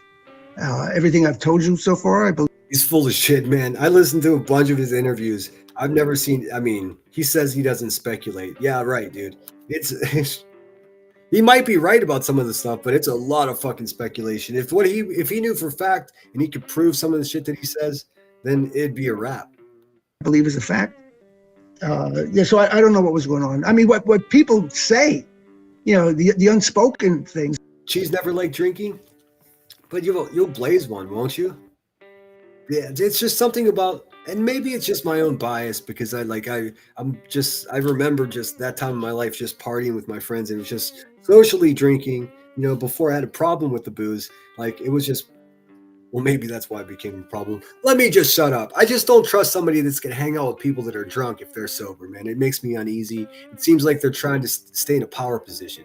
Like, if you don't drink, cool, but why would you be around people or be serving people up booze if you're not? Yeah, it seems like some kind of control, manipulation. I don't know. Call me crazy. Things that nobody wants to say out loud is a lot of people don't believe these girls. You know, if you look. Yeah, listen, man. Trigger warning. This guy is a real fucking prick, dude. He basically comes off as saying, "Oh, they deserved it," or they wanted it. Yeah, no, Michael. Look at the photographs that are released. None of them look like they were having a bad time. Yeah, I mean, really, not a popular opinion, bud, at all. You know, and this is what people tell me. You know, like, well, these girls say they were raped. You know, many. Oh fuck, dude. See, I can't listen to anything from this guy because he's just he's a TOS fucking nightmare, is what he is. Times. Well, the question is like, well, why'd you go back after the 10th rape? Listen, man. All right, so that's enough of that interview. That's Michael. He talks candidly about Trump the same way. I don't know if he's a crazy person or a crazy person. I really don't know. But he perpetuates this like, oh, then why did the victims keep going back? Because they could have been being threatened that their family would disappear if they didn't, Michael. He knows what he is. Yeah, she is a witch. Megyn Kelly is a witch. But she got the interview, of course, right away. You know, why'd you go back after the first rape? Oh, Jesus. We get it, dude. All right, let me take this off the screen. I'll show you one more interview of him. If I can find one. Yeah, Megyn Kelly is the devil. That's true. Let's see here. You ain't lying. Let's see. Michael Epstein. He's still around, dude. He's still a fucking real estate guy in New York City, dude. Still owns the fucking modeling agency that he was running out of that shoddy ass fucking apartment building. You can't write this shit, dude. You cannot make this up. All right, let's see. What is it here? Fuck, Michael. I'm looking. There was one that was less fucking just a TOS nightmare. Michael Epstein.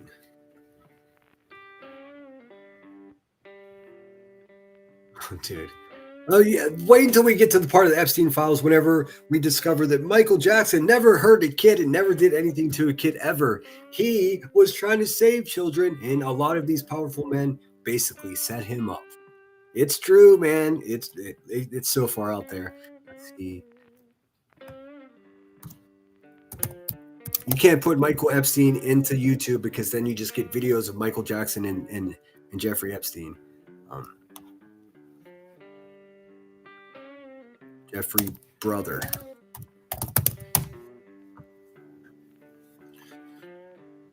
Law and Crime. All right. Well, we'll just listen to a minute of this. No. Hang on a second. I gotta share this shit, dude. This weird thing happens when I pull up a YouTube channel and a video and I pause it, then I try to go back to restream to fucking share it. As soon as my fucking cursor leaves the video, it starts playing, even though I just fucking paused it. It drives me out of my mind. All right, let's see here. Again, no video. Like you can't find a video of this motherfucker talking. Like, it's the weirdest thing. He may just be a fake person, dude. I'm not far down the rabbit hole. He sounds the same. He sounds like B. Tim, bitch ass. Get rid of him. He is one of the most. I think once he was arrested, then the opportunity came up to sort of get rid of him. He is one of the most infamous last names in recent history, Epstein. As more documents related to Jeffrey Epstein. I just want to get. Does law and crime strike people? Because I do not want to get in trouble, man. But they have the fucking information here. Conspiracy theories have persisted, with many people believing that Epstein, in fact, did not commit suicide and was instead killed because of the information that he might divulge about high-profile people. Now, in fact, Jeffrey Epstein's brother, Mark Epstein, he's been on a... It's way worse that he was done in a jail cell. I don't think he's dead, but we'll get to that. I mean, they're going to take me away into a fucking padded room if I just dump it all right here. We'll work up to that. I'll explain to you what leads me to believe that. Mission to find out the truth about what happened inside of that jail cell. And Mark actually joins us right now to talk about more of this. Mark, thanks so much for coming on. And just to let all of our viewers and listeners know, you have... He's never on camera, dude. It gives me the... Now, I've seen photographs of him walking down the street and maybe just like a quick 3-second clip of him walking.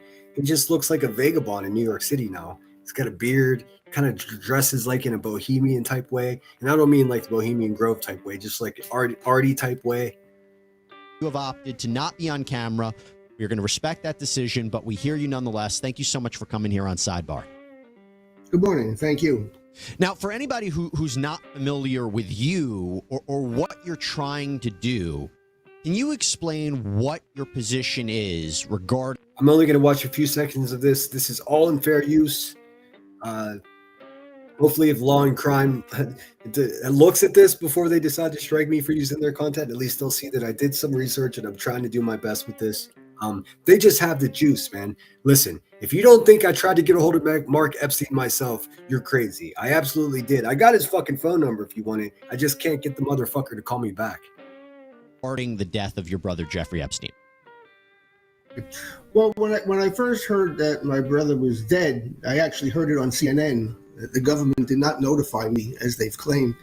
I thought, okay, he killed himself. At the time, I had no reason to doubt it, and I just figured that was his decision, and I respected it.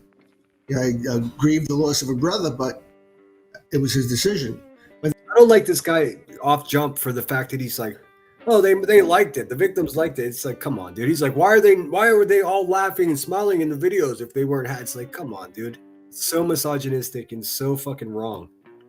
But it's not uncommon for a New York man to be that way. So, I mean, it's hard to determine whether he's a super creep too, or if he's just a fucking loudmouth. I mean,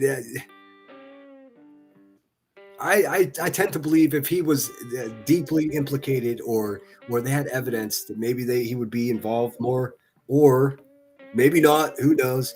Listen, these are just the people that I'm talking about in the interactions are just the people that we know about. The emails that we read in the files are just the emails that they use Signal. They use, these encrypted fucking ways to communicate with each other. We're only seeing the fucking turtle head of the problem with these emails and information we have.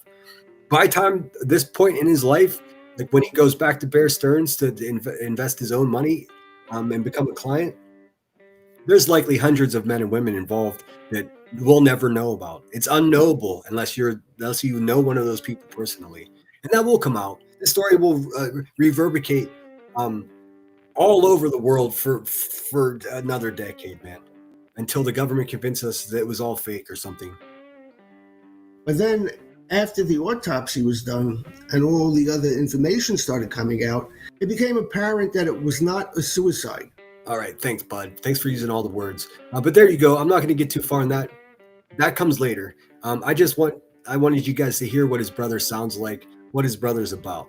The whole idea of owning a modeling agency around that time in New York City and being this dude's brother, and I don't know, bro. I don't know. I wouldn't let him date my sister. Let's see here. All right, so back to my corny little video. So that's Michael. A lot more to come about him later. He's being dismissed in big ways as a conspiracy theorist, but he makes some sense when he talks about the death of his brother. And a lot of it, like when he specifically talks about the death of his brother, I get it, man. I believe he's telling the truth there. But then he gets into some other conspiracies. Like, I hate the guy simply because he said, oh, the victims are smiling in these photographs. They must have enjoyed it. That's fucking sick, twisted shit. We don't blame victims. Like, all right, now back to my notes. And look at that. I'm fucking right on time, dude. I said 3 hours. I'm just about wrapping up for today. Okay, so that's the brother. I don't know what's next in my video. Let's see. Oh, have a look at this guy. Will you have a look at that piece of Satan right there? That's a Rockefeller. What? Dude, if your last name is Rockefeller, remember that con artist that named himself Rockefeller and still became a millionaire? If you had that name in New York City for many years, dude, you were Teflon. Nothing would stick to you. You just bought and sold whatever the fuck you wanted. I put this image in there just so you know the men that were basically training Epstein. This guy. I mean, I'm not talking shit on a senior citizen here. This guy looks like he might be Satan himself. This is when Jeffrey became a monster, no question about it. Nick, make sure you check out Nick Confessori's deep dive reporting with the New York Times in the social scene that Epstein, his brother, and Trump were all mixed up in. Socialites, movers and shakers, whatever the fuck you want to call them. You know what it is. Let's see. Trump and friends, not only were they close friends for years, but they also competed for each other with women. And the report that I read said often young women, but I've seen no reports of anything illegal. But who the fuck knows, dude? We already know that Epstein's getting increasingly aggressive, wanting to tie his girlfriends up. I can't get too into that on YouTube, but don't use your imagination. All right. Confessori describes them as wingmen. Many questions remain about their relationship. Obviously, one of them is supposedly dead. The other one's like, I barely knew the guy. Well, you fucking partied with him for 20 years. When I say partied, I don't mean drinking. Okay, so that takes us to almost 1991. A couple of years go on where he's just trudging along, making buckets of money. I cut a lot out of here because it didn't seem important to the story. But there's much. I mean, if you're more interested, there's much to dig on. Reptilian Step B gets it. November 1991, Maxwell moves to New York City. All right, so this gets kind of complicated. So Ghislaine Maxwell's father buys this newspaper, which is called. Let's see. Okay, so Maxwell officially moves to New York City, but for almost a year, at least half a year, 6-8 months leading up to that, she was flying back and forth from the UK. Basically as a liaison running the company that her father had just acquired. He's a busy man. But according to Stephen Hoffenberg, a former business associate of Epstein's at Bear Klein's, Robert Maxwell actually introduced his daughter to Epstein in the late 80s. So they may have not known each other already. So they were already friends, but just loose friends, Oh, this is Jeffrey. He's a socialite. He's up and coming guy. She's the daughter of a billionaire.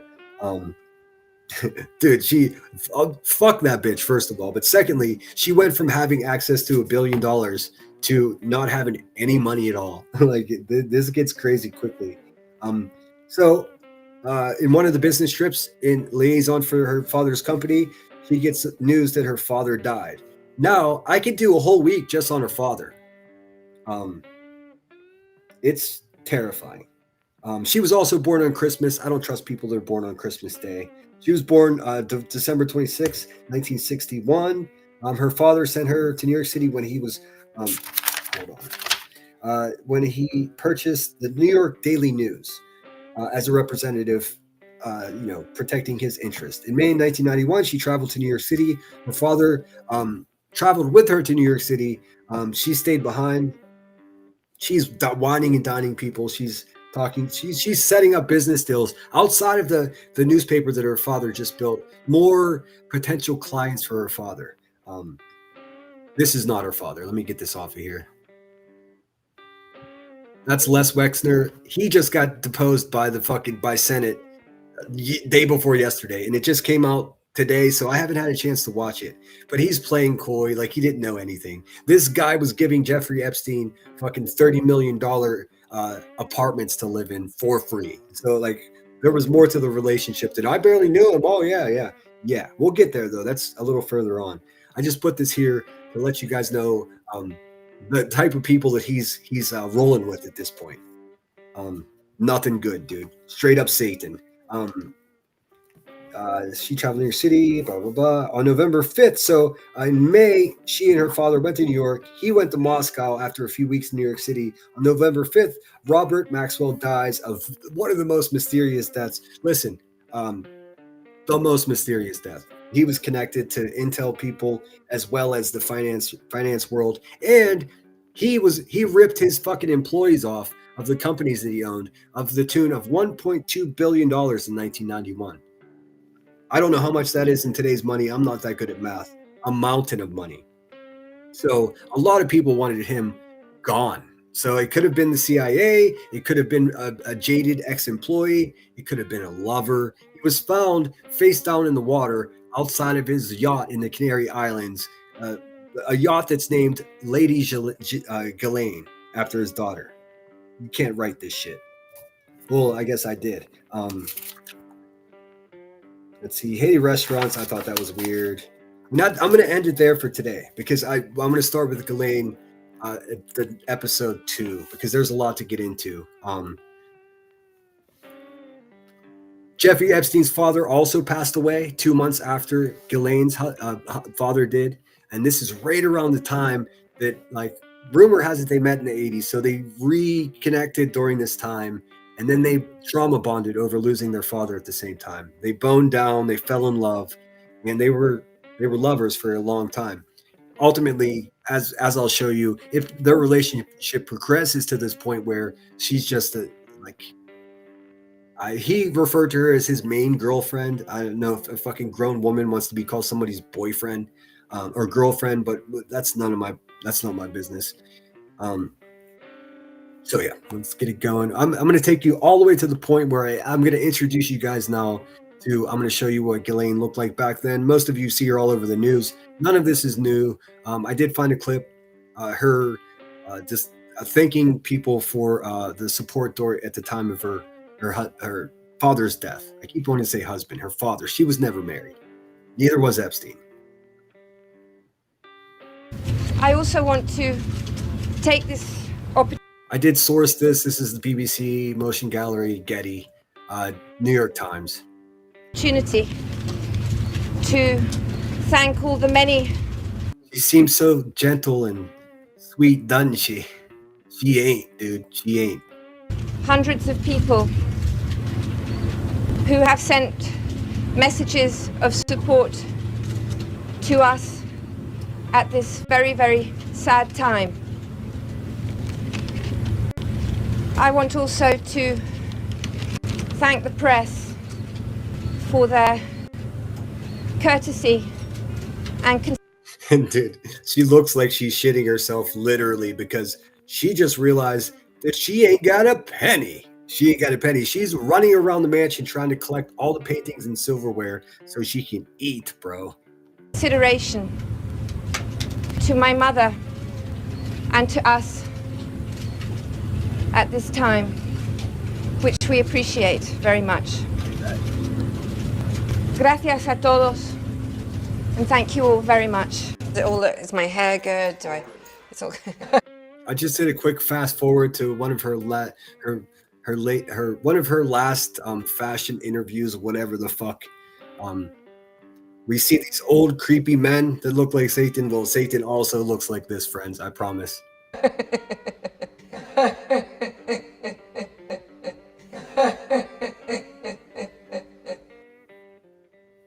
All right. So that's where part 2 will pick up day after tomorrow. I'm going to do it every other day because I don't know about you guys, but this is a lot to memorize and fucking just spill out on the page. So this has been my first foray into any kind of true crime coverage. I promise you, I sourced everything. I was on the phone. I got notebooks full. I would have red yarn and fucking pins all over my wall, except I got a cat and she's not going to play that shit. How do we feel? What do you think? Did you learn anything today? I just want to feel like I'm not wasting my time. I didn't expect 400 people here because I'm not doing drama. This is a far departure from what I typically do. But this is where we're going with this channel. Even if I have to scratch and claw to 200 viewers, I'm going to do it that way. I understand there's a couple other YouTubers around here. I would say threatening to cover this case. Don't waste your time. Come and watch it here. Because I know those bitches are going to be watching me to learn exactly what the fuck is going on. This is a 2 weeks worth of research that I've done here, which it doesn't seem like a lot, but it's taken a lot of my time and energy. And as we go forward, I think it's taken some of my soul as well, because it gets from here, it falls off a cliff with the darkness. They start shipping people around. trading people, all of that stuff. So that's what I have to offer you. I wanted to keep it to 3 hours, and here we are at 3 hours and 4 minutes, fucking exactly like my plan went. So that's good. I feel good about that. Sammy JC says she creeps me the fuck out. Me too. Me too. Oh my God. Just cold, heartless. Crossy said you were great at this center. Oh wow, that's so nice to hear. Don't blow smoke up my ass though. If it wasn't great, I want you guys to be honest with me. Comment after the video and let me know what you think I did all right and what I should work on, because I mean, I'm doing this for you guys. There is a little bit of a self-gratuitous thing going on here because I enjoy doing this. It was a lot of fun. It's scary to call fucking Epstein's brother and be like, hey man, can I get an interview? After the 4th time I gave up. But he's got my number, so I might get the call back. Then I'll have to pretend that I'm not this fucking trashy YouTuber that fights fucking crackheads on the internet. Let's see here. Fuck you, smoking. Riley, I can talk. Riley NR1. This was great. Thanks for the info. I've learned a lot. Good. Awesome. I'm glad you did. I see people coming out of the bushes saying they enjoyed it. Hey man, it's for you guys. I think I just wanted to make it digestible and understandable, because if you try to just ask or try to watch a YouTube video about this stuff, they fucking just lie to you. They get the dates wrong. They have no idea what they're talking about. It's still a mystery. We have no idea how he got all this money. Yeah, well, we know exactly how he got the fucking money, dude. Exactly how. You can make $30 million in 91 turn into a lot of fucking money, and he sure did. Stealing and lying to everyone the whole way along. Give me 1 second. I want to get rid of these graphics. Thank you so much for being here. I'll leave the cat up there. Please hit the thumbs up on the way out. Let me make sure I didn't miss anything. Oh shit, I did miss stuff. Thank you, Justice for Alyssa. Melissa, thank you so much. Slow and steady. We got you listening at work. Okay, cool. Yeah, I started out kind of weird. But thank you so much for that. Dropping 20 on it. Dropping 20. Pink Dagger, thank you so much. I kind of feel weird when my moderators start super chatting me. I don't know if it's sympathy or what, but I do appreciate it. And thank you so much. Michelle 420, thank you so much for selling or buying a gifted membership. I can't remember who got it now, but if you got it, tell them thank you. If you remember, welcome in to the Lemon Grove. Snacks in the cupboard, drinks in the fridge. Stay out of my stuff. Michelle 558, thanks for the $10. It says, remember the Comet Pizza went viral in California. Let me just, for my own peace of mind, let me quickly just double check. I'm certain that was in Washington, D.C. because I remember it. Let's see. Is Comet Pizza the pizza that was immortalized in the QAnon conspiracy theory? What city was that in? Yes, Comet Ping Pong, often referred to in the context of Comet Pizza, is a restaurant. It's still there in Washington, D.C. That's exactly what I remembered. It says it was falsely located in Pizzagate. We'll get there. There's more going on.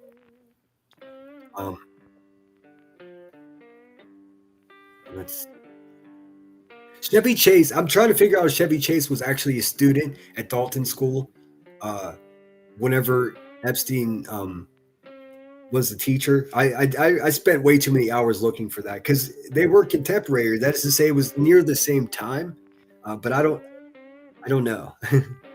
I'm not dropping any shade at all on Chevy Chase. That's not what I'm saying. I thought it'd be funny to see a photo of maybe Chevy Chase sitting in a classroom with Epstein as the teacher. Connecticut Avenue in Washington, D.C. Conspiracy theorists claim that child X trafficking ring was operated out of the restaurant. Yeah, we all know that story. I don't know some of the stuff surrounding that. Listen, pieces of it can be true, and then most of it be not true. So whenever everybody finds out, oh, this much isn't true, then the little pieces that are true are just easily dismissed. That's why conspiracy theorists go fucking crazy, dude. I mean, don't go crazy. Let me get rid of these graphics because we've seen enough of these ugly motherfuckers for today. There we go. Whew. That's what I got. That was pretty dense. I mean, it was not like an insulting way, but it was dense in information. If there's anything I got wrong and you guys know for sure that I got it wrong, just email me. There's no way for me to 100% be sure about any of this stuff because I wasn't there. All I can do is trust the sources that I'm gaining as I do this, and official stories, FBI records, so on and so forth. Pink Butterfly said, very informative, Center. I love to learn about the background. It gives you context. We're going to get to the outrageous claims and all of that, I promise. But now we have the foundation. Now we can build upon that. And it'll be sturdy as we build. Don't go full-blown Tim Foyle. No, I'm not. I don't even believe the biggest crazy conspiracies. But I've said it before, as I was alluding to the fact that I was interested in doing this on my channel. We are suffering undoubtedly for something that's called cognitive dissonance. That is to say, when people say, oh, did you hear they were eating this and they were all this crazy shit? It's so unbelievable to average people like you and me that we just dismiss it because we wouldn't do it and we would never even see anybody that would do. We don't know people like that. These billionaires got bored. Just like Donald Barr's book, dude, Aristocrats that just got bored and insane. And I think we're witnessing that with actual men and women in the world today. Political leaders, actors, financial people, you fucking name it, dude. It's really us against them. Protect your children. And what they do now, I'll just fast forward. What they do now is they'll hack your fucking computer and find out what kind of porn you like. And then they'll cater their seduction using that. That is so fucking disturbing. I can't even tell you. So if you're a powerful person and you're listening to this, and all of a sudden your dream girl appears, and I'm not even talking about something illegal, just a woman that's catered to specifically what you like, the people that are fucking setting you up for blackmail, they already know what you like, and they know what you like more than your best friend or your wife knows, if that makes any sense. It's that fucking dark. So when you're on these adult sites, keep in mind that there could be somebody tracking what you're doing. Not to freak you out, but you know that's true. It's the evil they hide from us, indeed. Yeah, and as we move forward, we'll see Ghislaine. She's a mess, an insane person, heartless, cruel, demonic type person. She matches forces with this guy, and then the properties start. We're gonna cover all of the properties that he's ever lived at, everything he's ever owned. New Mexico, of course. I hear they might be trying to tear that down right now. If you're listening from New Mexico, call your fucking senator, please, and tell them don't let them destroy this property because who knows what's there. There's rumored to be at least 2 foreign girls buried in the foothills outside of that property, and that's a legitimate, report. And if I know about that, just imagine how many people could be buried there. You know what I'm saying? Because I'm just some asshole with a Chromebook. That's all I got for you guys. Let me cut this background music. I'm going to play you out with the same outro music that I use for my drama channel, just because I like it. And then after that, I'm going to play a version of Johnny Cash's The Devil's Going to Cut You Down, because I think it's very relevant. I hope that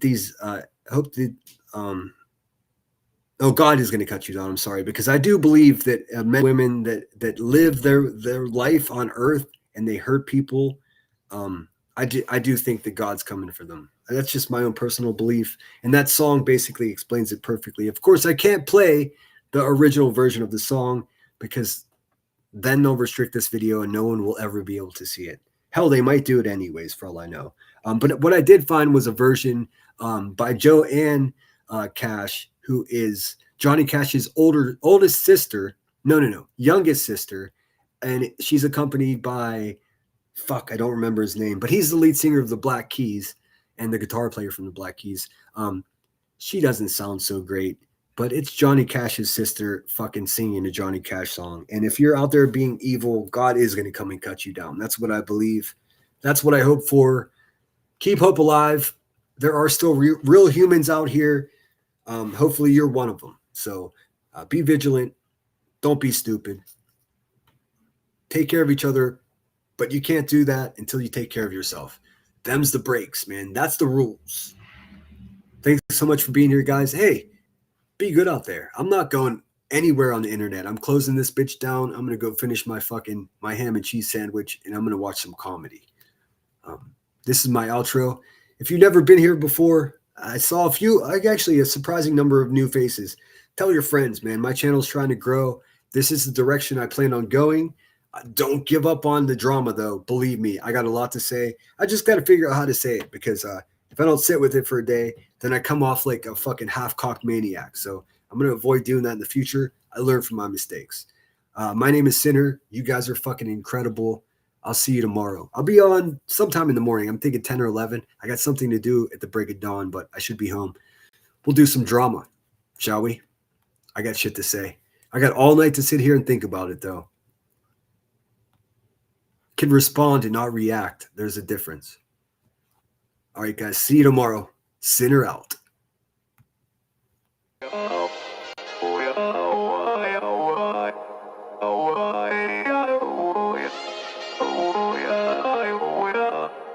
You gotta take control. Life's too short. Get out of your head, make a better life instead. You gotta give it all your best. So put your hands up to the sky and live your best life, alright. Don't just let it go by, just try, oh my. Got only one life, got only this time. We gonna get it right. You gotta let go of those who don't belong in your tribe. So cut the bad out of your life. Yeah, do it one time, one time. You gotta work till you're winning. Yeah, take control of the system. When you invest, it's addicting. No time to rest, let's go get it. Not gonna stop till I'm finished. Not gonna drop to my limits. Deep in my chest, I'm inhaling. Believe in testing and failing. You gotta flip everything in your mind. Take the limiting thoughts and turn them into your why. Prove to yourself you're worth it. You deserve it. Push past all the hurt and find your purpose. You gotta take control. Life's too short.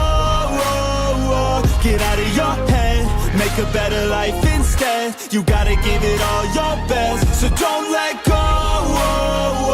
Take control. Get out of your head, make a better life instead. You gotta give it all your best, give it all your best. Hey, yo, never gonna stop, no way, no. Yelling out, hey, yo, headed to the top on our way, yo. You gotta make change, yeah, there's gonna be a little pain, but nothing's worse than staying the same. So light that flame, put the work in, go claim everything you want in this place. It's time to go fast, know that energy is all cash. You could get it all if you never give up, no slack. Headed to the top is a mystery, your own path. Never gonna stop, no, you got this, never go back. I know it gets hard, you gotta love it. You gotta recharge with what you want and think of your dreams. Get that energy to go and get everything. You gotta take control. Life's too short. Get out of your head, make a better life instead. You gotta give it all your best, so don't let go. Take control. Get out of your head, make a better life instead. You gotta give it all your best, give it all your best.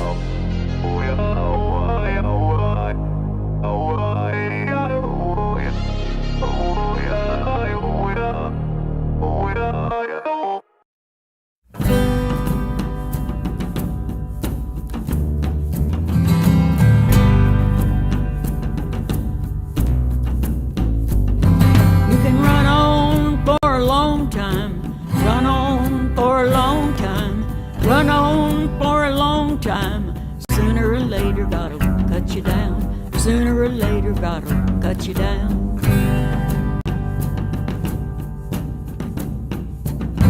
You can run on for a long time, run on for a long time, run on for a long time, and sooner Sooner or later, God'll cut you down. Sooner or later, God'll cut you down. Go tell that long-tongued liar.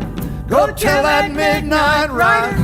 Tell the rambler and the gambler and the backbiter. Tell them the gods are gonna cut them down. Tell them the gods are gonna cut them down.